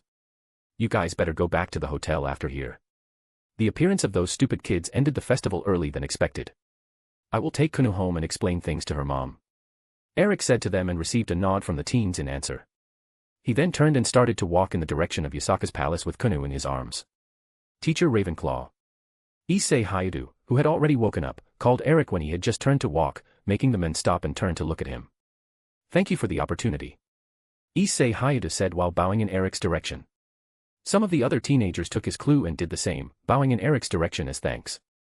It was not always that they could fight an enemy in a controlled environment. Better saying, they could never fight an enemy in a controlled environment. The maximum that they could get were spars with other devils or friends, but that was not enough to give them the fighting experience that they needed to grow strong. And Eric had just given them that opportunity and, for that, they were grateful. You're welcome, Mr. Hayadu. You're welcome. Eric replied and turned again to leave. It had been just the time of the teenagers blinking and Eric was gone. In front of a great Japanese palace located in a strategic and hidden place of Kyoto, sentinels were doing their usual job when they blinked and saw that a person had appeared out of nowhere very near to the entrance that they were guarding. Halt. Identify yourself. One of the sentinels yelled while he and the others pointed their spears at Eric. Eric Ravenclaw, bringing back home a sneaky little fox. Eric said with a smirk on his face, showing the cute little blonde in his arms, who was cutely pouting at being teased again by him, to the sentinels. The sentinels immediately recognized their princess and lowered their weapons while adopting a respectful pose. They all had been warned by their leader that the princess, who had sneaked from the castle early, was safe and sound, being already found by a friend of the family. Lord Ravenclaw, welcome to Kyoto's castle. The sentinel said while he and the others gave the men a bow in a show of respect. Eric nodded his head at that. During his first visit to Kyoto, many and many years ago, the yokai had been very confrontational with him. The fights between them and the humans were still happening throughout Japan. It took Yasaka to come and receive him and his wives for them to calm down, and even so, they only did it at the time because Yasaka mentioned that they were friends of goddess Amaterasu. Their behavior toward him and his family only changed with time. Thank you. Could anyone guide us to Yasaka? I think that she is already waiting for us. Eric replied to the sentinel, who nodded his head. Of course, Lord Ravenclaw. This way, please. The sentinel said to Eric and started to guide him to Yasaka's room. In truth, the sentinel's guidance was not necessary at all. Eric could guide himself to where Yasaka was with his senses, and if that was not possible for any random reason, he still had Kunou with him. He was just following protocol to not make the sentinel's life difficult. After a minute or so of walking, Eric was guided into a big room together with Kunou. Sitting in a size-up position on an elevated platform with a banner that read West hanging on the wall was a beautiful and busted blonde woman with golden eyes. On top of her head was a pair of golden fox ears, and behind her, lazily swinging from one side to the other, were 9 majestic golden fox tails. She was Yasaka, chosen of Amaterasu, Queen of Kyoto, and leader of the West Yokai faction. You can go now. Yasaka said to the sentinel while raising for her place. The sentinel bowed in her direction and quickly left the place back to his post. As soon as he left, Yasaka threw herself at Eric, or more rightly saying, threw herself at the little fox that Eric was holding, taking her in her arms. The mature 9-tailed fox mothered Kunou in a hug while Eric watched with a smile on his face. Yasaka then looked seriously at Kunou. Don't you have anything to say to me, young lady? Yasaka asked Kunou, who bashfully looked down, not wanting to look at her mother's eyes. Sorry, Mama. I will not do it again. Kunou said to Yasaka, who nodded her head in approval. And she would probably not do it again. Kunou had learned her lesson with her almost kidnapping. She didn't know what would have happened to her if she had not found Eric tonight. It was then that she really realized what had almost happened to her. Kunou sniffed a little and then hugged her mother's neck while the dam broke, and she started to cry while hiding her face in her mother's bosom. Yasaka just comforted her daughter while slowly caressing the little girl's hair while muttering, there, and, it is all right now, near her ears. Chapter 188, 9 Shades of Foxtails. It didn't take long for Kunou's sobs to get lower and lower, and soon enough, she had fallen asleep on Yasaka's bosom. The mature 9-tailed fox gestured to Eric to follow her and started to walk through the palace hallways in silence. After a little walk, she approached a door to a room and, while still holding Kunou in her arms, opened it with the use of her tails, entering it just after. Eric stood by the door's side, waiting for Yasaka to come back, but got to peek at the interior of the room a little, and by the decoration that he saw around it, all indicated it to be Kunou's room. A minute later, Yasaka was back and silently closed the door. She then looked at Eric and gave the man a small bow. Thank you for taking care of my Kunou. I don't know what would have happened to me if I lost her. Yasaka said to Eric with sincere gratitude. You're welcome, Yasaka. Kunou is a very sweet child. I would hate to see anything happen to her. Eric replied to Yasaka, who smiled widely at him. Can you make me company while we drink and tell me what happened tonight? I mean, I felt that some battle happened in the town, but since you were there, I didn't send my people to investigate. Yasaka asked Eric, who looked at his wristwatch and nodded his head. I would love to, Yasaka. Eric replied after checking the time. He was supposed to report back to the hotel to keep an eye on the kids during the night, but he could always use his time turner and go back later. Great. Then, if you would follow me again, please. Yasaka replied with some enthusiasm. In truth, she had just changed clothes to join Eric and Kunou at the festival when she felt the first ripples of magic energy from an unknown source. Soon after, she felt it again, but this time it was coming from a source that she knew very well. Deciding that Eric was enough to take care of whatever was happening and keep Kunou safe, she just waited in her leader's chambers for everything to be solved after warning her people. Some minutes later, she felt the familiar life signature of the man that she wanted as her new mate suddenly appear in the front of her palace, making her temperature rise internally with the show of pure power. And that brought them here and now. Yasaka, after replying to Eric, walked in front of him to guide them to the gardens. Eric followed behind Yasaka silently while already being moderately aware of the mature's beauty plans. His sensitive nose had caught the tantalizing smell that Yasaka was releasing while her 9 majestic tails danced from one side to the other in a seductive way that mirrored the movement of her hips. It didn't take long for them to arrive at the private garden of the palace. Eric, for sure, had not seen time pass in the short walk while being guided by Yasaka to a small gazebo. Soon enough, both adults had taken their seats with Yasaka serving them some sake. Time quickly passed by with Eric telling Yasaka what had happened in the festival and the plans that the self-named hero faction had for Kunou and her. During the fights, while everyone was distracted, Eric entered the mind of some members of said faction and got all the information that he wanted from them. It was enough for Eric to just kill Cao Cao and be done with it, but as he had said to the young men, he would prefer to not battle the god king of the Hindu pantheon in the middle of a city full of innocent bystanders. Indra would surely not care about collateral damage. To say that Yasaka was pissed was an understatement. She was livid. Yasaka didn't care much for what plans they had for her, but the fact that they wanted to use her kid against her made her blood boil. Eric then continued to tell what more he knew about the group, making the woman let out a tired sigh of defeat when she heard that Indra was their patron. Sigh. She would have to talk with Amaterasu about that, but for now, Yasaka contented herself with drinking cup after cup of sake and enjoying Eric's company. It didn't take long too for the inhibitions of the mature beauty to be lifted by the excess of alcohol, making Yasaka jump at Eric. Come on, my lord. Just feeling your power earlier made me all hot and bothered. Am I not good enough for you? Yasaka asked seductively while pressing her huge breasts to Eric's chest. You are more than enough, Yasaka. You are a very beautiful woman, but I don't cheat on my wives. Eric replied to Yasaka while firmly holding the woman's advances. Yasaka's eyes shone upon hearing that. Foo foo foo. Then we will have no problem there because I got their permission to chase you, my lord. Yasaka said with a seductive smile, already certain of her victory if the only thing holding Eric back was his no-cheating policy. This time, it was Eric's turn to let out a sigh of defeat. Sigh. So, my dear wives want me to get one more woman, huh? Eric rhetorically asked, making Yasaka nod her head in agreement. Yes. They said something about you not giving them time to rest late at night. Yasaka replied to Eric. Her tails were already embracing Eric's body while she pressed her seductive and mature body even more on his. Yasaka's ears then twitched when she felt an arm snaking around her thin waist and she almost let out a moan when she felt another hand grabbing one of her cheeks. She looked at Eric with a heated expression after that. Well, if they gave you the go-ahead, who am I to deny it? Eric said and captured Yasaka's mouth with his, not bothering himself with the taste of sake. He very much imagined that his own mouth had the same taste to it. After 4 hours of very intense and wild lovemaking, in which Eric was prompted to seal the place with privacy charms, the new couple was now resting on the bed inside Yasaka's quarters. The mature nine-tailed fox was soundly resting her head on Eric's chest with a content smile on her face. Her once straight and luxurious blonde hair was all messed up and caked to her back because of the sweat while her nine tails slowly danced and twitched lightly with the remains of her last big orgasm. Yasaka and Eric were still connected by their lower parts and she could still feel him filling her. Now I know why Selena and the others allowed me to go after you.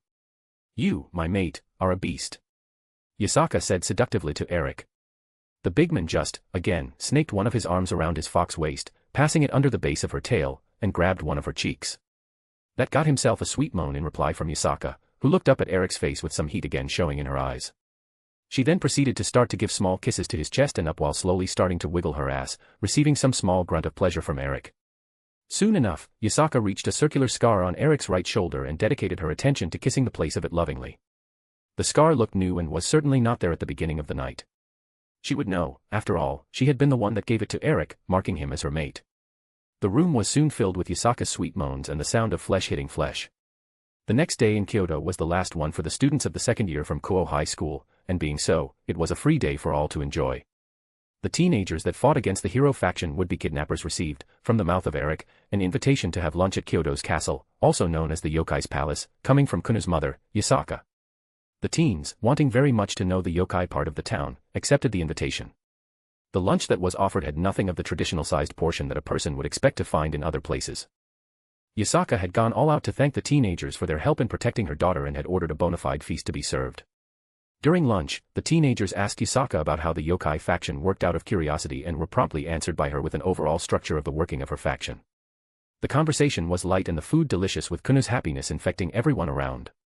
The cute little blonde had immediately noticed the difference in her mother in the morning even if she didn't know the reason behind it yet. She just knew something good had happened because her mother had her uncle Eric sent all over. Her doubts were answered when she saw Eric arrive for lunch while accompanying the big brothers and big sisters that helped yesterday. One look at him and she knew that she now would be changing the way that she called Eric from uncle to papa, which was marvelous to her.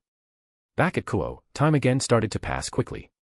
The Alliance, which was how the alliance between the four factions was being called by all, had announced a date for the start of their raiding games together with a future tournament in the same format that would be free for all to join.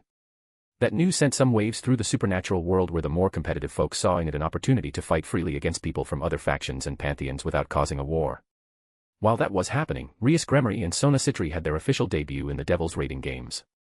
Both heiresses had won their matches, showing to all who saw that even with incomplete peerages, they were strong. Within Eric's family, Roni Ravenclaw, Eric and Seraphil's son, had a fit when only he had been offered a set of evil pieces, with his other three siblings that were devils being offered nothing. The teenager, in a fit of righteous fury and indignation, went online on the video-sharing platform of the Underworld and uploaded a video where he refused the kind offer from the Elders' Council while citing his reasons for it. His video went viral in a matter of hours, raising a shitstorm for the Elders' Council with the normal population. With it, other questions were soon raised and the four Satans took the opportunity where the Elders' Council were busy trying to calm the people down to throw the shit in the fan by sneakily revealing the existence of the extra king evil piece that only some people were allowed to receive. Chapter 189, Extra Piece. And it worked in a marvelous way if the Satans had to say so. The older goats of the Elders' Council didn't even see it coming. In an instant, they were fighting to quell the populace about the injustice and how the new kings were chosen, and in the next, the populace was clamoring about the cheating scheme organized by the Elders' Council with the existence of the extra king evil piece. Seeing that the Elders' Council were tumbling around like headless chickens while pointing fingers at each other, the four Satans decided to follow with their plans. From his official office and position as the head of research and the creator of the evil pieces, Ajuka Beelzebub announced that all kings participating in the official raiding games were to immediately present themselves to his research laboratory for inspection. Those who did not cooperate would be labeled as cheaters and have their participation in the official raiding games prohibited. With that decree made, the Elders' Council went into another uproar against Ajuka Beelzebub while saying that he could not do that. The genius Satan then had to remember the old goats exactly who they were talking with. And yet, I just did. It was Ajuka Beelzebub's only answer to them while flooding the meeting room with his demonic energy. To say that none of the devil elders soiled themselves would be a lie. Most of them had a rude awakening with exactly who they were talking with.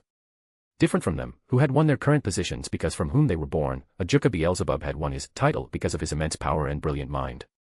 The Underworld media was milking this fiasco with all the strength that they could muster. They had positioned a team in front of Satan Beelzebub's laboratory with cameras that were transmitting live with a reporter doing live commentary in a studio while talking with guests about the impact the discovery would bring to their society. Their cameras had captured the exact moment when the first kings started to arrive.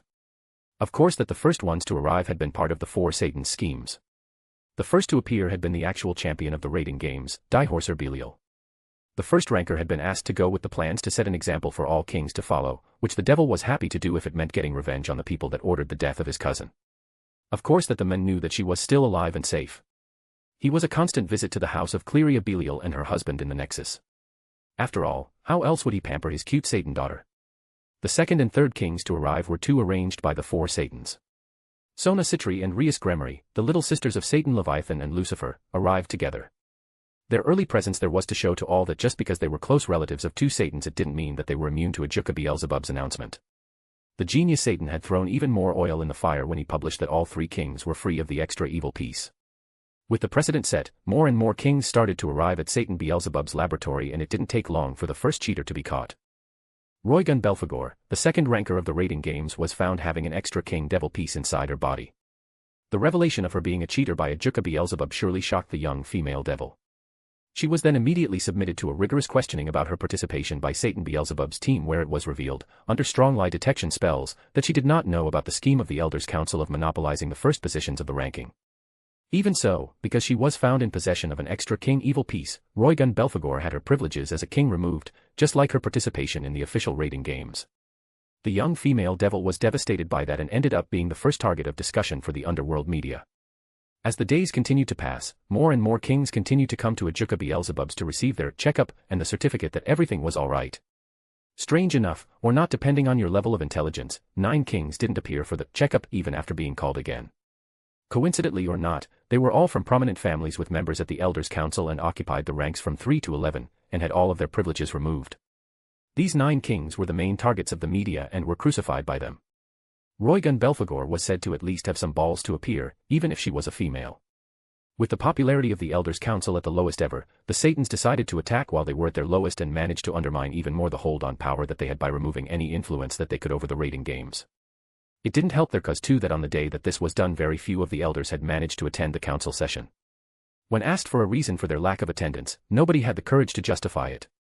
After all, how could they, such important devil lords and elders, say that they could not attend the session because they could not get out of the toilet? That part obviously had not been a part of the four Satan schemes. They were not expecting things to go so smoothly, and they all had a little hunch on who to thank for that. That night, Eric had a very grateful Seraphal in his bed. Some more weeks passed by after the scandal regarding the extra king evil peace, and things seemed to have calmed down. The media in the underworld was still crucifying the cheater kings, as they were being called now, as a way to make the population don't forget so easily. The raiding games matches had continued as scheduled, and Rias Gremory and Sona Citri were gaining fame in the scenario. So much fame that Seraphal Leviathan decided, on a spur of the moment, to invite them to make special participation in her magical girl show. And it was a thunderous success. Issei Hayadu, in particular, was the perfect Dragon Knight with the use of his balance breaker armor to give the show a little more authenticity. The Red Dragon Knight was a success with all fans of the franchise, winning the moderately perverted boy his first big money.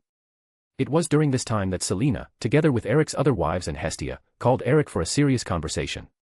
Persephone, the queen of the underworld and Hades' wife, had, during their last tea party, expressed her concern about her husband's newest plot. She didn't know what it was, only that it had something to do with Tartarus and with a bunch of humans that were sacred gear users, and anything that involved Tartarus was a danger to the world. Persephone decided to talk about it with them because she had come to care very much for her new friends and would hate herself if her husband's newest plot would be the cause for one of them being hurt. In her words, they had freed her of a life of constant boredom in Hades' palace.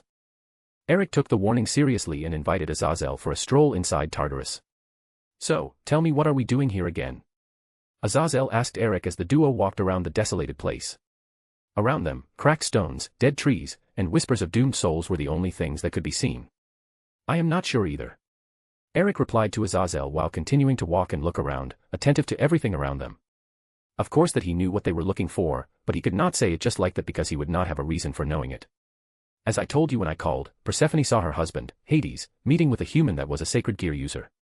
She couldn't hear exactly what they were talking about, but she did hear them mentioning something kept inside Tartarus. And you know how Hades is. The guy could have been quiet in the last decades, but he is still but hurt for what he thinks that Poseidon and Zeus did to him." Eric explained to Azazel, who nodded his head in understanding and agreement with Eric's words. "Yeah, I know. The guy sure knows how to hold a grudge."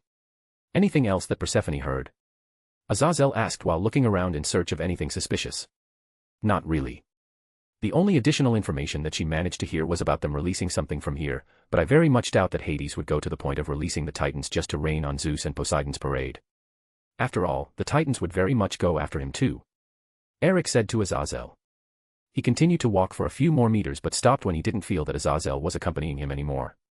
Eric turned to look at what happened and saw Azazel froze in place with a contemplative look on his face. "Azazel." Eric called for the fallen angel. Azazel was shaken from his thoughts and looked at the caller. His face looked very serious. "Are you sure that she heard them talking about releasing something from here?" Azazel asked Eric, who nodded his head before replying. "Yes. At least it was what my wives said to me." Hestia was very concerned with all this. Anything that could get out of Tartarus could not be a good thing. It was her words about it. Eric told Azazel, who continued to look seriously at Eric. A few seconds later, the fallen angel let out a sigh. "Sigh. I think I know what they were talking about. Follow me, we will talk on the way there," Azazel said and released his wings. It would be easier to reach the destination while flying. Eric nodded his head to Azazel and cast his flight spell when he saw him releasing his wings. Azazel then started to fly in a specific direction at high speed with Eric on his tail. If Hestia is so sure that Hades would not let these humans release the Titans, then I only have the memory of one being imprisoned inside Tartarus, aside from the Titans, that could cause chaos if released, Azazel said to Eric through a communication link between the two. He was imprisoned here by God a long time ago for the sins that he committed and the result that his rage had on him. And I have to agree with the old man on this one that it was the right thing to do. The guy was crazier than Lucifer and too dangerous to remain free, Azazel said while reminiscing about the past. If he was too dangerous, why did God not kill him then? Eric asked Azazel, who, again, let out another sigh before replying. Sigh. For the same reason that he didn't kill Lucifer when he abandoned heaven. Father loved us too much. We were soldiers but we were still his sons. Mainly with the first generations, I mean, Azazel said to Eric. And the men could imagine that things were exactly how Azazel said. He too, no matter what happened to his children, would not have the courage to kill any of them. So, of who, exactly are we talking about? Eric asked Azazel. The fallen angel didn't reply immediately as they were arriving in a mountainous region in Tartarus. Eric, following Azazel, landed on the ground at the foot of the mountain. In front of them was the entrance of a cave. With his senses, Eric could not see for how long the cave extended into the mountain. Azazel then started to walk into the cave and Eric followed after. The angel that I am talking about was named Samuel. He was the one that influenced Adam and Eve to eat the fruit of knowledge. God got very angry with that and in his rage, ended cursing him to become forever the shape that he used to influence the two. But something went wrong. Instead of becoming a snake, which was the shape he used in the garden to talk with Eve, Samuel became a hybrid between a fallen angel and a dragon. No idea why it happened like that, but I suspect that it was because of him being a first-generation angel. God's anger and hate continued to influence the now hybrid Samuel, who went crazy with it and developed a potent venom that was mortal to any dragon.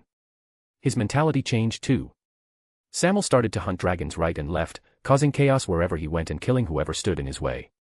With no other way around it, God decided to seal Samuel away and choose the Tartarus for it. Azazel finished saying as the duo entered a large room after having gone down for a time into the depths of the cave. And this is exactly where we are now. Azazel announced while looking at the center of the cave. And Eric saw it too. There, at the center of the cave, crucified with big nails all over its body, was Samuel, the Dragon Eater. Chapter 190, Dragon Eater. And this is exactly where we are now. Azazel announced while looking at the center of the cave. And Eric saw it too. There, at the center of the cave, crucified with big nails all over its body, was Samuel, the Dragon Eater. If Eric would have to describe Samuel in one word, it would be horrendous. Yes. Horrendous. At the moment that Eric and Azazel entered the stone room, Samuel started to growl in their direction while struggling against his seals to attack them. And they were not even a dragon. Eric could see that it had lost its mind a long time ago. So this is Samuel, Eric mumbled while approaching the Dragon Eater but being sure of maintaining a safe distance. After all, he didn't know exactly what Samuel could do. Exactly.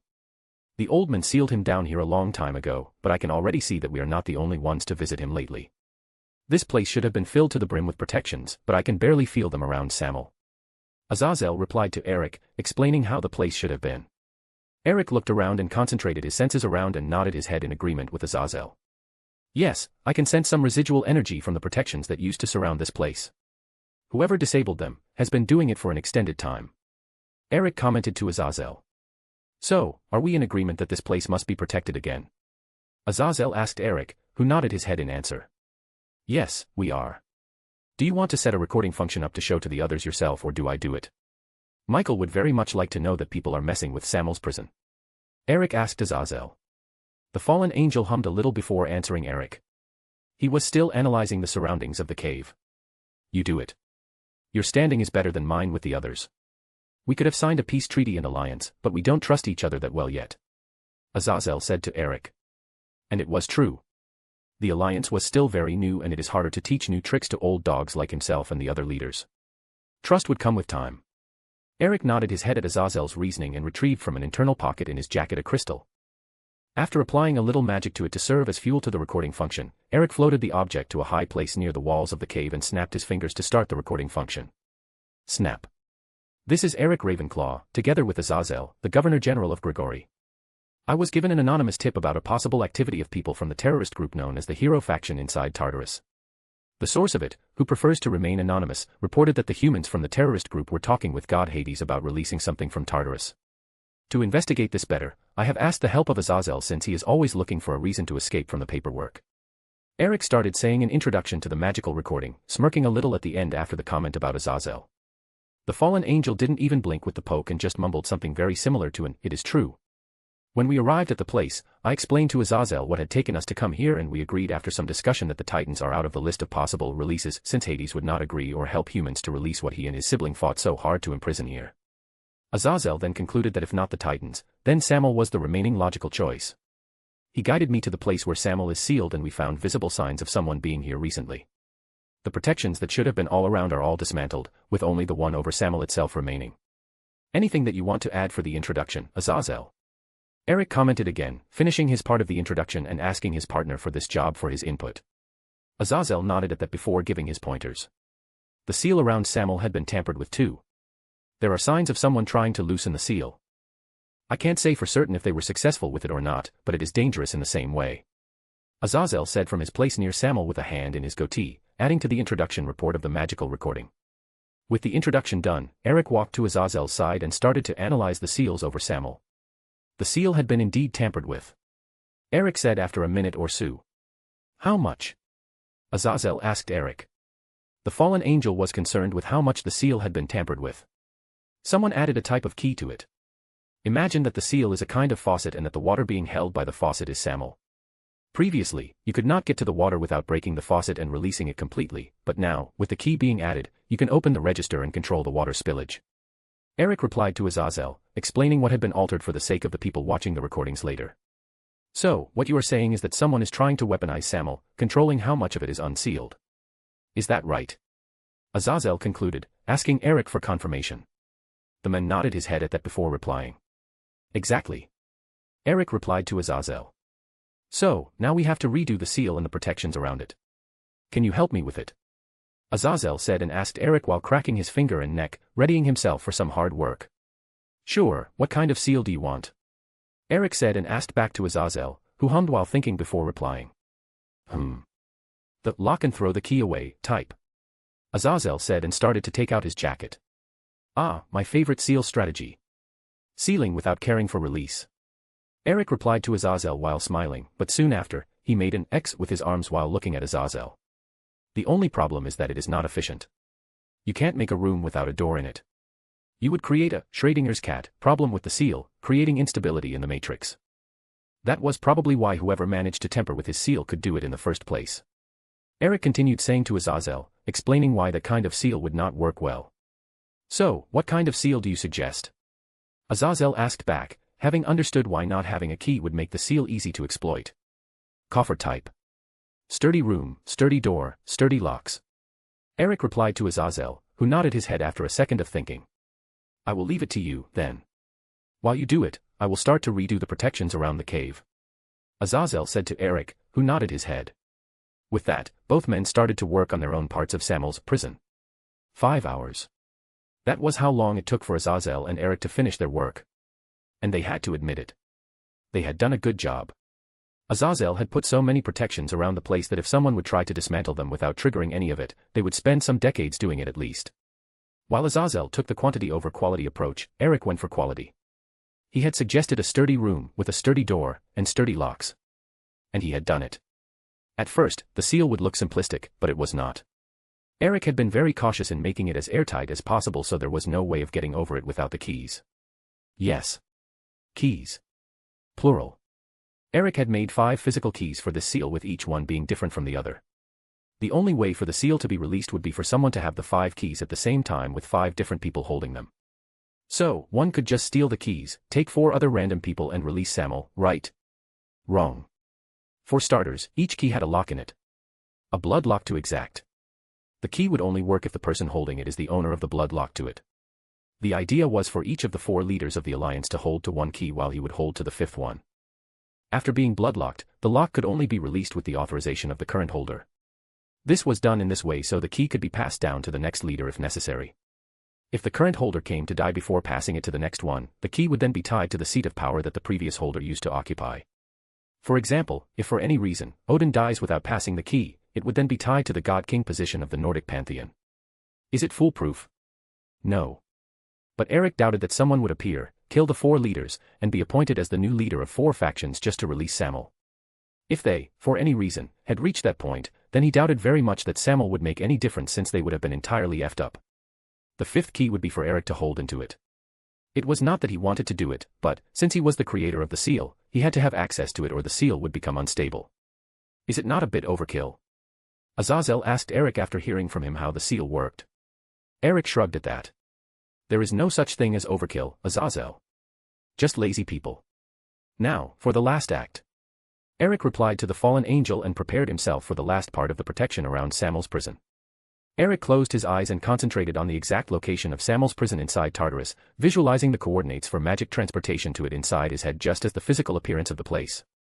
Having the image clear inside his head, Eric cast his spell silently. The Fight Liu spell. Eric's magic went like a beam to the visualized place and started to surround it completely. A few seconds later, when a visible cocoon of magic surrounded the place, a pulse of invisible and untraceable magic energy was released by it and instantly traveled through all of Tartarus.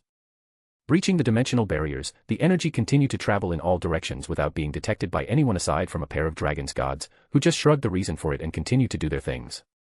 Soon enough, no people that used to know the location of Samuel's prison inside Tartarus could remember the location. When it finished hiding the location, a beam of magic energy was released from the cocoon of energy generated by the Fidliu spell and shot in the direction of Azazel. Having been warned by Eric about it, the fallen angel took it like a champ, and when the energy from it set, Azazel was the only person in the universe who knew where Samuel's prison was located. A/N, in quantum mechanics, Schrödinger's cat is a thought experiment that illustrates a paradox of quantum superposition. In the thought experiment, a hypothetical cat may be considered simultaneously both alive and dead as a result of its fate being linked to a random subatomic event that may or may not occur. In this case, the non-determination of the content sealed made the seal itself unstable. Chapter 191, Fishes Outside Water. After having just been made the secret keeper of the location of Samuel's prison, Azazel took out a piece of paper and a pen from one of the pockets of his jackets and started to write on it. When he had done it, Azazel looked at Eric, who was looking at him with curiosity in his eyes. This wizard spell is very interesting. To hide a secret inside the souls of a person. Very ingenious. So, you have no idea what we are protecting? Azazel said and asked Eric, who shook his head and rolled his eyes. I know what we are protecting, I just have no idea where it is, which is a disconcerting feeling to a certain point. Eric replied while looking around the place and seeing nothing there. He had cast the Fidliu spell a lot of times during his life and, normally, he was the secret keeper or was told the secret soon after by the secret keeper. But this time, things were going to be different. It was part of the security that they had come with for the place. No one would be remembering where Samuel's prison was at the end of the day. Not even the secret keeper. Eric then looked back at Azazel, who was looking at him with an amused look on his face. You sure are having fun with this, aren't you? Eric asked Azazel, who smirked and nodded his head. Yes, I am. It's not often that I can see the great Eric Ravenclaw looking so confused. Azazel replied to Eric with a smirk still on his face. Yeah. Take a photo and keep it for posterity, will you? Now, are you ready to continue? Eric said to Azazel, playing with the fallen angel's amusement in the situation. He then got serious and asked if he was ready to continue with the plan. Sure. Azazel replied while shrugging and started to rip the paper that he had written the location in 5 equal parts. With it done, he cast a simple spell to turn the pieces irreparable by any magic, and another simple cast later, Azazel had 5 very small pieces of rolled up paper in his hand. Azazel then offered it to Eric, who took the 5 keys in one hand and floated the pieces of rolled paper to them, aligning one piece of paper to each key. A simple spell cast by Eric then saw the pieces of paper sinking inside the metal of the key like it was liquid. Seconds later, the tiny pieces of rolled up paper had completely disappeared and were safely being kept inside the keys. Eric and Azazel examined the keys for any flaws left behind, and after being satisfied by not finding any, they nodded at each other while Eric pocketed 4 of the 5 keys, already giving one to Azazel. Are you ready for the next part? Eric asked Azazel, who was eyeing the key that he had just received. The fallen angel looked at Eric and gave the man a sheepish smile. As ready as anyone can be with erasing his own memory. Azazel said and pocketed the key. He then raised a hand near to his head and was preparing himself mentally for what was coming, but before he could start, Eric's hand grabbed his arm to stop him. Remember. You are not going to delete the memory. You are locking it away. There is a big difference between the two of them. Eric said while looking seriously at Azazel. Right. I have to lock it away, not delete it. Azazel replied to Eric while the man took his hand off his arm. He started to prepare the spell and a black-yellowish magic circle appeared over his hand. A half-minute later, the spell was ready and Azazel took a couple of deep breaths to calm himself. It was not that he was afraid of his own spell, after all, he had already checked it dozens of times and was sure that it was correct. The last thing that he wanted was to lock away half of his knowledge because of a mistake in the casting. No. What Azazel was feeling right now is some discomfort with the situation. The fallen angels looked at Eric again and received a nod of encouragement.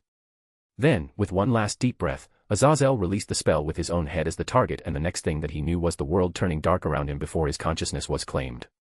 Eric was waiting for this when he saw Azazel going out, and with a quick wave of his hand, he caught the body of the unconscious fallen angel with his magic.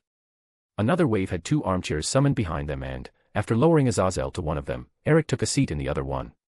5 minutes later, Azazel opened his eyes and took a hand to his head. Wow. Did someone take note of the plaque from the bus that hit me in the head? Azazel said in a still grog-like voice. Eric chuckled at that and summoned 2 long neck bottles that floated in front of him. Here, drink this. It will help. Eric said while taking one of the bottles in each hand and offering one to Azazel. The fallen angel opened one of his eyes and looked at what was being offered to him. Seeing what appeared to be a beer bottle, Azazel reached for it with his hand and grabbed it. Thanks. Azazel murmured and took the cold bottle to his head. Not that the cold object would heal the headache, but it was certainly comforting to feel the cold touch of the glass. Closing his eyes and enjoying the feeling, Azazel heard a pop sound followed by a short silence and a sigh of relief coming from Eric. Nothing like a cold beverage after some hard work. Eric said with a smile and took another sip. Azazel shrugged at that and opened his bottle with a muffled pop sound. His nose immediately caught the smell of the butterbeer and he shrugged it. While he was not a fan of the weak beverage, he didn't have a dislike for it either. Taking a big swig from the bottle, Azazel felt the cold and fuzzy beverage going down his throat while at the same time it alleviated his headache greatly. So, did it work? Eric asked the fallen angel after some seconds of silence. If having no idea to where we are right now is any sign, then I can certainly say to you that it worked. Azazel replied to Eric while looking around them. He knew that they were at Tartarus, but where, exactly, in Tartarus, he had no idea anymore. Good. Let's finish the beers and get out of here. Honestly speaking, this place is very bad at helping someone relax. Eric said and took another swig of his bottle. Azazel, in a sign of agreement, raised his bottle to Eric while giving one nod with his head and then took a swig from his bottle.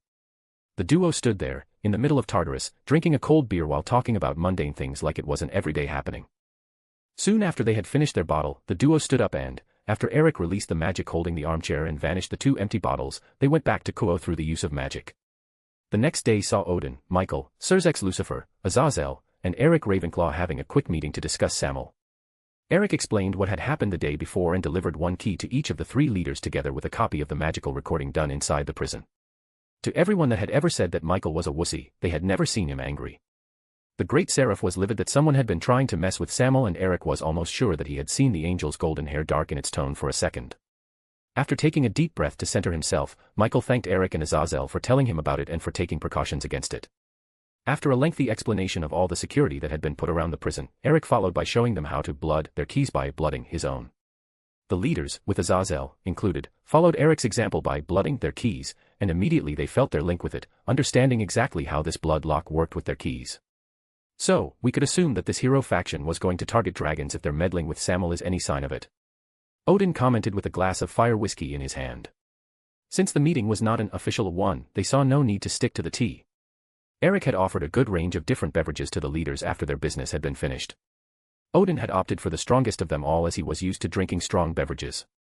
At least that is how it looks like. Azazel replies after sipping from his glass of fire whiskey too. But which dragon they are aiming at? Surzex Lucifer asks while eyes the bottle in his hand. He, differently from Odin and Azazel, had chosen something more bland to drink and was enjoying the flavor of the butterbeer. He would have to talk with Graphia later to arrange a small stock of it for the fridge of his office. It could be any of them, really. Be it a draconic sacred gear user or one of the Dragon Kings, any of them would have been affected by Samuel. Just a drop of his venom could be considered lethal to most dragons. I think that even the 2 great ones would have been affected by it a little. Michael commented and took a sip from the tea that Eric had prepared for him. He could very much have taken another beverage to drink but decided not to risk it since alcohol could lower the inhibitions of any person and he had already gotten a little angry earlier when hearing about Samuel. Thus, the tea. With a bit of Eden's honey, of course. Are you talking about Great Red and Ophis? Odin asked Michael, who nodded his head positively.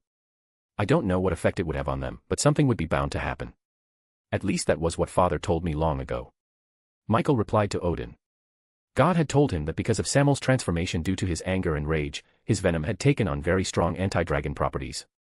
Something that has only increased after him having killed and devoured a lot of dragons. It was at that point that Michael noticed the small girl that had appeared by Eric's side. She had long black hair, had a strange accessory over her ears, and was wearing a frilly black dress. The little girl was looking at Eric in a demanding way as if she was waiting for something from him. Eric. Michael said while eyeing the little girl. The other leaders, who were occupied by their beverages and or mousing over their thoughts, looked in the man's direction and saw the little girl too. Oh, Ophis. Odin muttered while gripping his glass of fire whiskey a little more firm. That name called for the attention of the other 3 leaders whose eyes bulged at that in shock. The only thing that was going through their heads at the moment was, what is the dragon god of infinity doing here? Eric nonchalantly looked to the side and smiled at Ophis. Hey, Ophis. Why are you here? Eric asked Ophis, who only blinked at him before replying. You said my name, so I came. Ophis said to Eric. Ah. Sorry for that. We were talking about Samel and how his venom could possibly affect Great Red and you. It was not my intention to call for you. Sorry for that. Eric said to Ophis, explaining that he didn't have the intention of calling it here. N.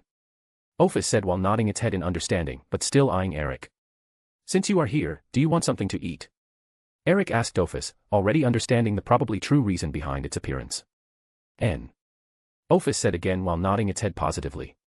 Here. Go nuts. Eric said and snapped his fingers. Snap. At the snapping sound, a big plate full of baked snacks appeared at the center of the lower center table, together with an armchair of the right size for Ophis. The dragon god of infinity in the body of a little girl's head quickly snapped and eyed the plate of baked goodies with a small smile appearing on its face. Ophis went to the table, took the big plate in her hands, and pulled it to the front of the new conjured armchair. Sitting comfortably on it, it eyed the big plate and, with a quick move of its little hands, started to devour one of the offerings. Eric looked at the scene with a smile on his face. During the various years after the first time that he helped Ophis, it continued to come to his home to enjoy his snacks. Ophis' favorite time to appear was at the afternoon tea time, where it would usually share snacks with the family in peace. Eric's kids had grown in the presence of Ophis and they loved their little big sister that would usually play with them too. But Eric's smile quickly changed to a smirk and he took a digital magical camera, an upgraded version of the normal magical camera, from his internal pocket and quickly took a panoramic magical photo with it. Click. After taking the panoramic photo, Eric started to admire his treasure on the small screen that the digital magical camera offered for preview purposes. On it, an image of Azazel, Michael, Odin, and Serzex Lucifer gaping their mouths like fishes outside water was being shown. Chapter 192, Consequences. Days after Eric and Azazel had resealed Samel, one god of the dead could be raging while walking from one side to the other inside his throne room. Near him, two young humans were standing and looking rather amused at the vision of the angry god. Why? Why? The god of the dead, Hades, yelled in a frustrated tone. From him, waves of black energy were being released due to his emotional state. Why can't I remember where Samel is sealed inside Tartarus? Hades yelled again while taking both of his white skeletal hands to his white skull.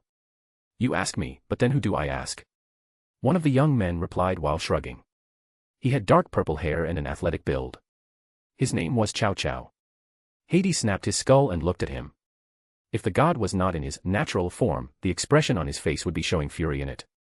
George, which was the name of the second young man, had come to talk with him due to a problem that they had encountered.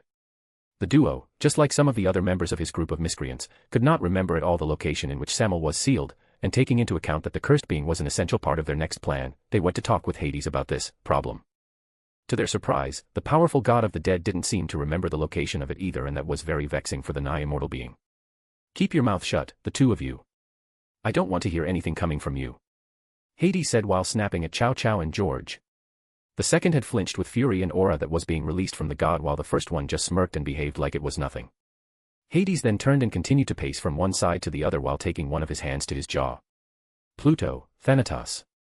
Attend me. Hades suddenly yelled as he continued to pace in his throne room. It didn't take 10 seconds for a pair of black-clothed beings to appear kneeling by Hades. They were Grim Reapers. A race of supernatural beings that served Hades in the realm of the dead. You called, my lord? One of the black-clothed beings said while keeping his head down. His name was Pluto and he had a smaller build in comparison to the other Grim Reaper. The tone in his voice was dripping with respect and awe for the god. Yes. I want you, Pluto, and Thanatos to immediately go into Tartarus to investigate the position of Samel's prison. Hades ordered the duo. But my lord, isn't Samel's prison's location already known to us? Thanatos, the more bulky and stronger Grim Reaper, asked the god. Then, please, tell me, where is it located? Hades replied to his subordinate while turning his skull to stare at him. Even without showing facial expressions, one could feel the mocking that dripped from the god's tone. It is. I can't remember where it is.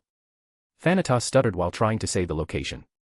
He was asked because, at first, he was very sure that he knew the location of Samel's prison, but while trying to say it, his facial expression changed to a frown and, after a little time trying to recall the location, he admitted that he could not remember it. And that is exactly why I want you two to investigate it. For some unknown reason, the knowledge of the location just disappeared from the heads of anyone that knew it. Hades said to his Grim Reapers. The angry tone in his voice made a comeback at this. As you command, my lord. Pluto said to Hades after nodding his head shortly together with Thanatos, disappearing from Hades' throne room in a burst of speed soon after. Not a second later, Thanatos disappeared too. Both Grim Reapers had totally ignored the presence of the two humans in the room since they were not worthy of their attention. After some more seconds of silence, in which Hades turned again to pace in the room, the god snapped at the duo of humans still waiting. What? You two will stay here and wait for the end of the investigation. Hades snarled at Chow Chow and George. The holder of the True Longinus smirked at that, thinking that it was very amusing to see the god of the dead in this state. Then, do contact us when you find anything. George, let's go. Grr. Hades growled at that answer and watched as the duo disappeared inside a soft purple mist that enveloped them. If not for your patron, I would have your souls already being tortured in some very special ways. Hades said while growling after Chow Chow and George disappeared. He then continued to pace from one side to the other in his throne room while trying to figure out how he, and every other person, had managed to forget the location of Samuel's prison seemingly at the same time. If not for his sour mood, the god of the dead would have noticed the tanned beauty that was his wife, Persephone, silently giggling at her husband's ordeal. I would have to thank the girls and Aunt Hestia for such entertainment at a later date. The goddess thought while watching her frustrated husband pacing in his throne room before walking away to take care of her garden. It didn't take long for the hero faction to show their faces again. The group of terrorists decided to attack one of the Devil's Raiding games in which Sona Citri was matching against Rias Gremory. Unfortunately for them, Eric was concealed while watching the match as in no way in the seven heavens would he miss a raiding game match from his little sister. Having accounted only for the presence of Seraphol Leviathan and Serzex Lucifer, Chow Chow and the rest of his group found themselves utterly outmatched. Not that Eric's non-presence would have helped them, since they had severely underestimated the power that Satan Leviathan was packing. The magical Satan girl had made short work of the thugs that Chow Chow had set to entertain her by quickly freezing and breaking them apart while he, himself, fought against Serzex Lucifer. George, the one responsible for taking their injured people out of the battlefield while staying hidden, had no time to react at all before some of his comrades met their icy demise. Not that he could do it, anyway, because Eric had sneakily put up a barrier to make things more difficult for the user of Dimension Lost. On the raiding game's battlefield, things were not different at all. When met with a common enemy, the two rival teams immediately joined forces and slowly, but surely, wiped out most of the terrorists' forces. Aside from the difficulty in activating his Sacred Gear's powers, George had managed to save some of their people, and, noticing that only Chow Chow was still fighting, he warned him of their defeat. While gritting his teeth, Chow Chow ordered George to get him out of there. Seraphol was eyeing him while playing with a dangerous-looking blue ball of raw power since she had finished her battle. The young man concluded that the only reason for her not helping Serzex Lucifer was because she knew the powers that his True Longinus had over females, but that would not stop Seraphol Leviathan from going for a pot shot when he was distracted, which could turn out to be fatal for him. While saying some ominous-looking lines worthy of a cheap villain, Chow Chow disappeared in the middle of a soft purple mist, leaving behind an amused pair of Satans. Seraphol's creative mind was already going 1,000 kilometers per hour with the script for a new magical girl Leviathan movie. Back in his faction headquarters, Chow Chow was receiving the report of their losses from George. 90%. We lost 90% of our people. How could this have happened? Chow Chow said out loud while anger was showing on his face. He, just like Hades was some time ago, was pacing around the faction's leader's room. Chow Chow then stopped his pacing and turned to face George. Why didn't you take them out of the battlefield when you saw that they were defeated? Chow Chow asked George. They had planned for him to be out of any fights and stay hidden just to be exclusively on rescue duty. I tried, but there was some kind of protection around the place that made my job 20 times more difficult. Every time that I managed to bring out the power to teleport them out, they had already been killed by the devils. Not to talk about how much we underestimated Seraphol Leviathan. The woman took less than 10 seconds to freeze and kill the people that we sent after her. Not even Heracles' physique was able to resist her ice. He was turned into a cube of ice in a second, and in the next one, he was all in pieces over the ground. George reported to Chow Chow.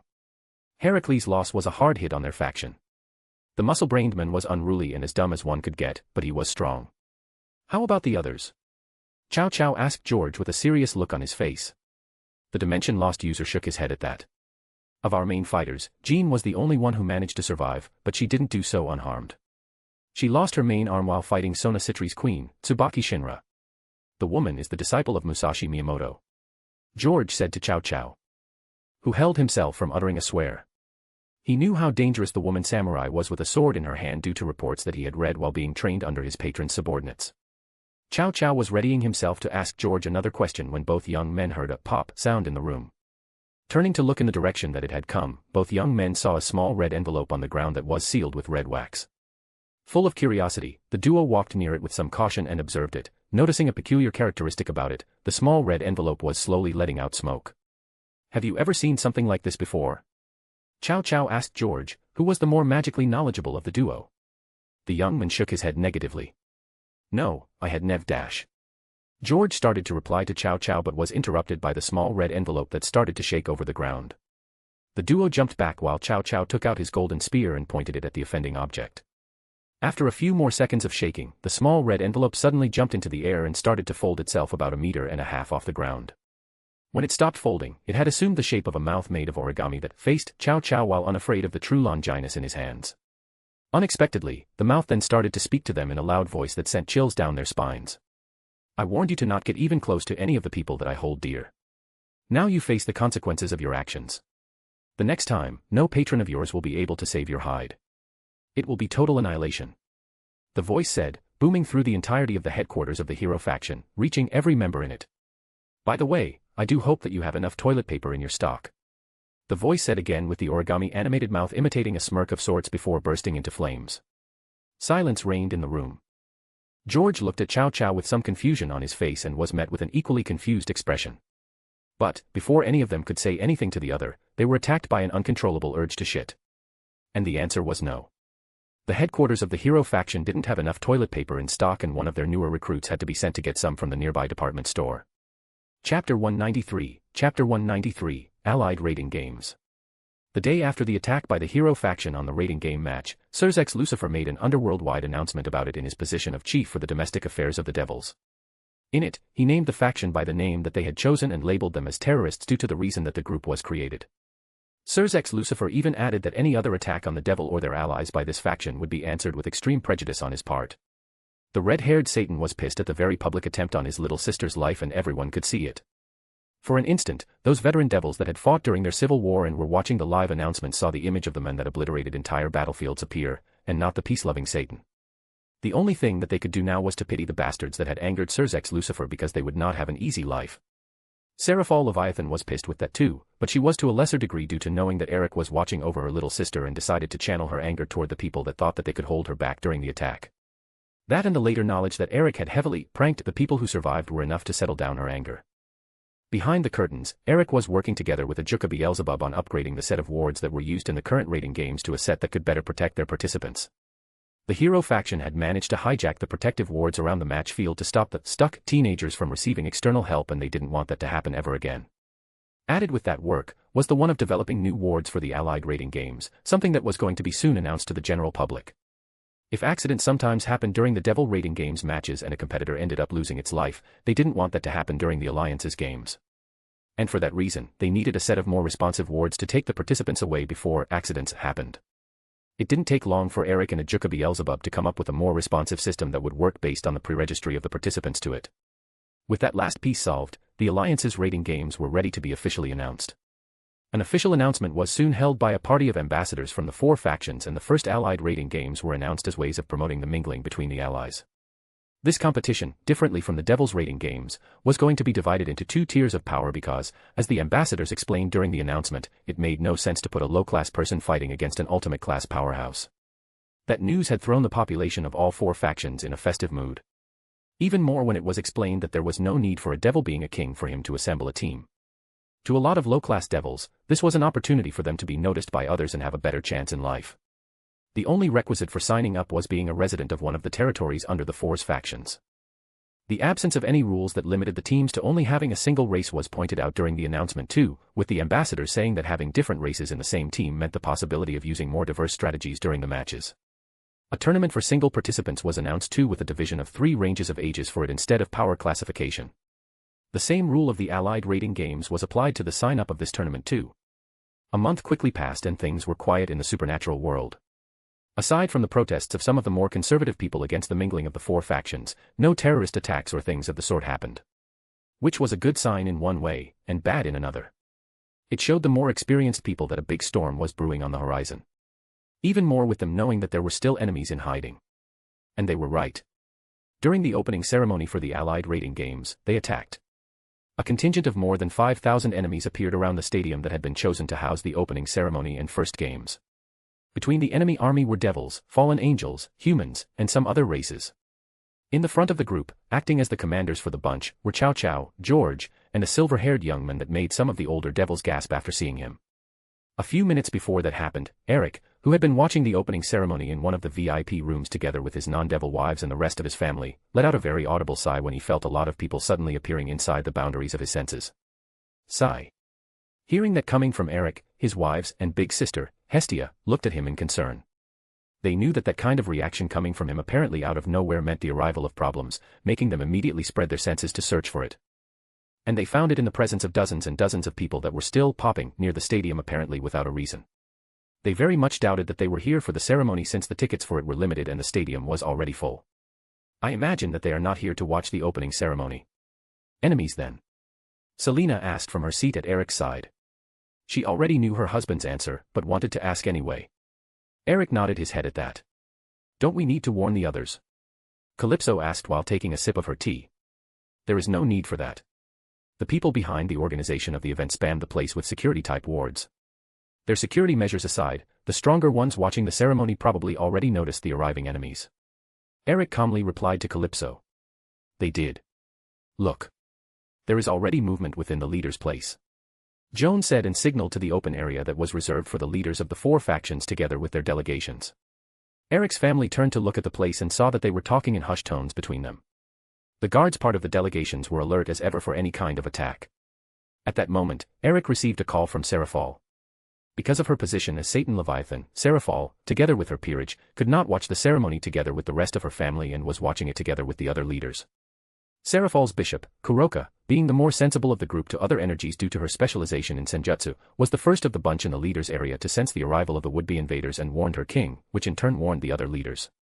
Soon enough, all of them had sensed the appearing people and were on alert while talking about how to proceed with what was about to happen. Seraphal took that opportunity to call Eric. Eric, problems are on the way. The image of Seraphal said to her husband. Yes, Sarah. We already noticed them. Eric replied to Seraphal, who nodded her head at that. She had been almost certain that he had already felt the incoming enemies but called to warn them in the same way. Any idea of who they are? Seraphal asked Eric, who shrugged at that. Who else but the people that don't learn when to stop? From what I am getting as feedback, it is the leftovers of the hero faction, the old Satan faction, an until now unknown faction, and some others. They seem to have gathered a lot of people that had something against the alliance. Eric replied in accord with the feedback that he was getting. Seraphal frowned at that. Anyone that we should be careful about? Seraphal asked Eric, who shook his head. Nah. Aside from the guy wielding the True Longinus, the others are no problem for the lineup that you have there. Those guys must have some problem in their heads to decide and attack them all together. But there is one person with them that could become a problem. Not for his power per se, but because of his identity. Eric replied to Seraphal, who groaned at that answer. Her image then took a serious look at Eric before speaking again. It is him, isn't it? Seraphal asked Eric, who just nodded his head in confirmation and made her sigh in response. Seraphal, like all of Eric's wives, had free access to all of her husband's intelligence reports, and when Eric mentioned a problem that could happen because of someone's identity, only one name came to her mind, making Seraphal give a brief look to her friend and rival of a long date. Take care of the family for me, will you? Seraphal said again as she was called by a Juka Beelzebub from her side of the call. Always. Nothing will happen to them. Don't worry about anything else and just go nuts there. Eric replied to Seraphal, getting a smile and a nod from the bubbly Satan. She understood very well the meaning behind Eric's words. Just take care of your friend too, okay? Eric said again to Seraphal, making her smile change to a more solemn one. I will. Love you all. Take care. Bye-bye. Seraphal said before finally ending the call. Hero faction. Really? Those guys don't learn anything. Selena commented after the call had ended. From their booth, they all could see the movement that was happening in the leaders' area. The opening ceremony had already been interrupted and a bunch of people could be seen flying over the stadium. The cameras from the media stations that were covering the opening ceremony live were already aiming at the sky while the announcer's voice was booming through the magical speakers around the stadium for the crowd to stay calm and in their places. As our husband said earlier, problem in their heads. Calypso replied calmly, making the children in the room laugh at that, not at all concerned by the huge fight that was soon going to start. Chapter 194, Life Happens. Life happens. So, due to some unexpected circumstances, there will be no chapter today, May 25th, and, maybe, tomorrow, May 26th.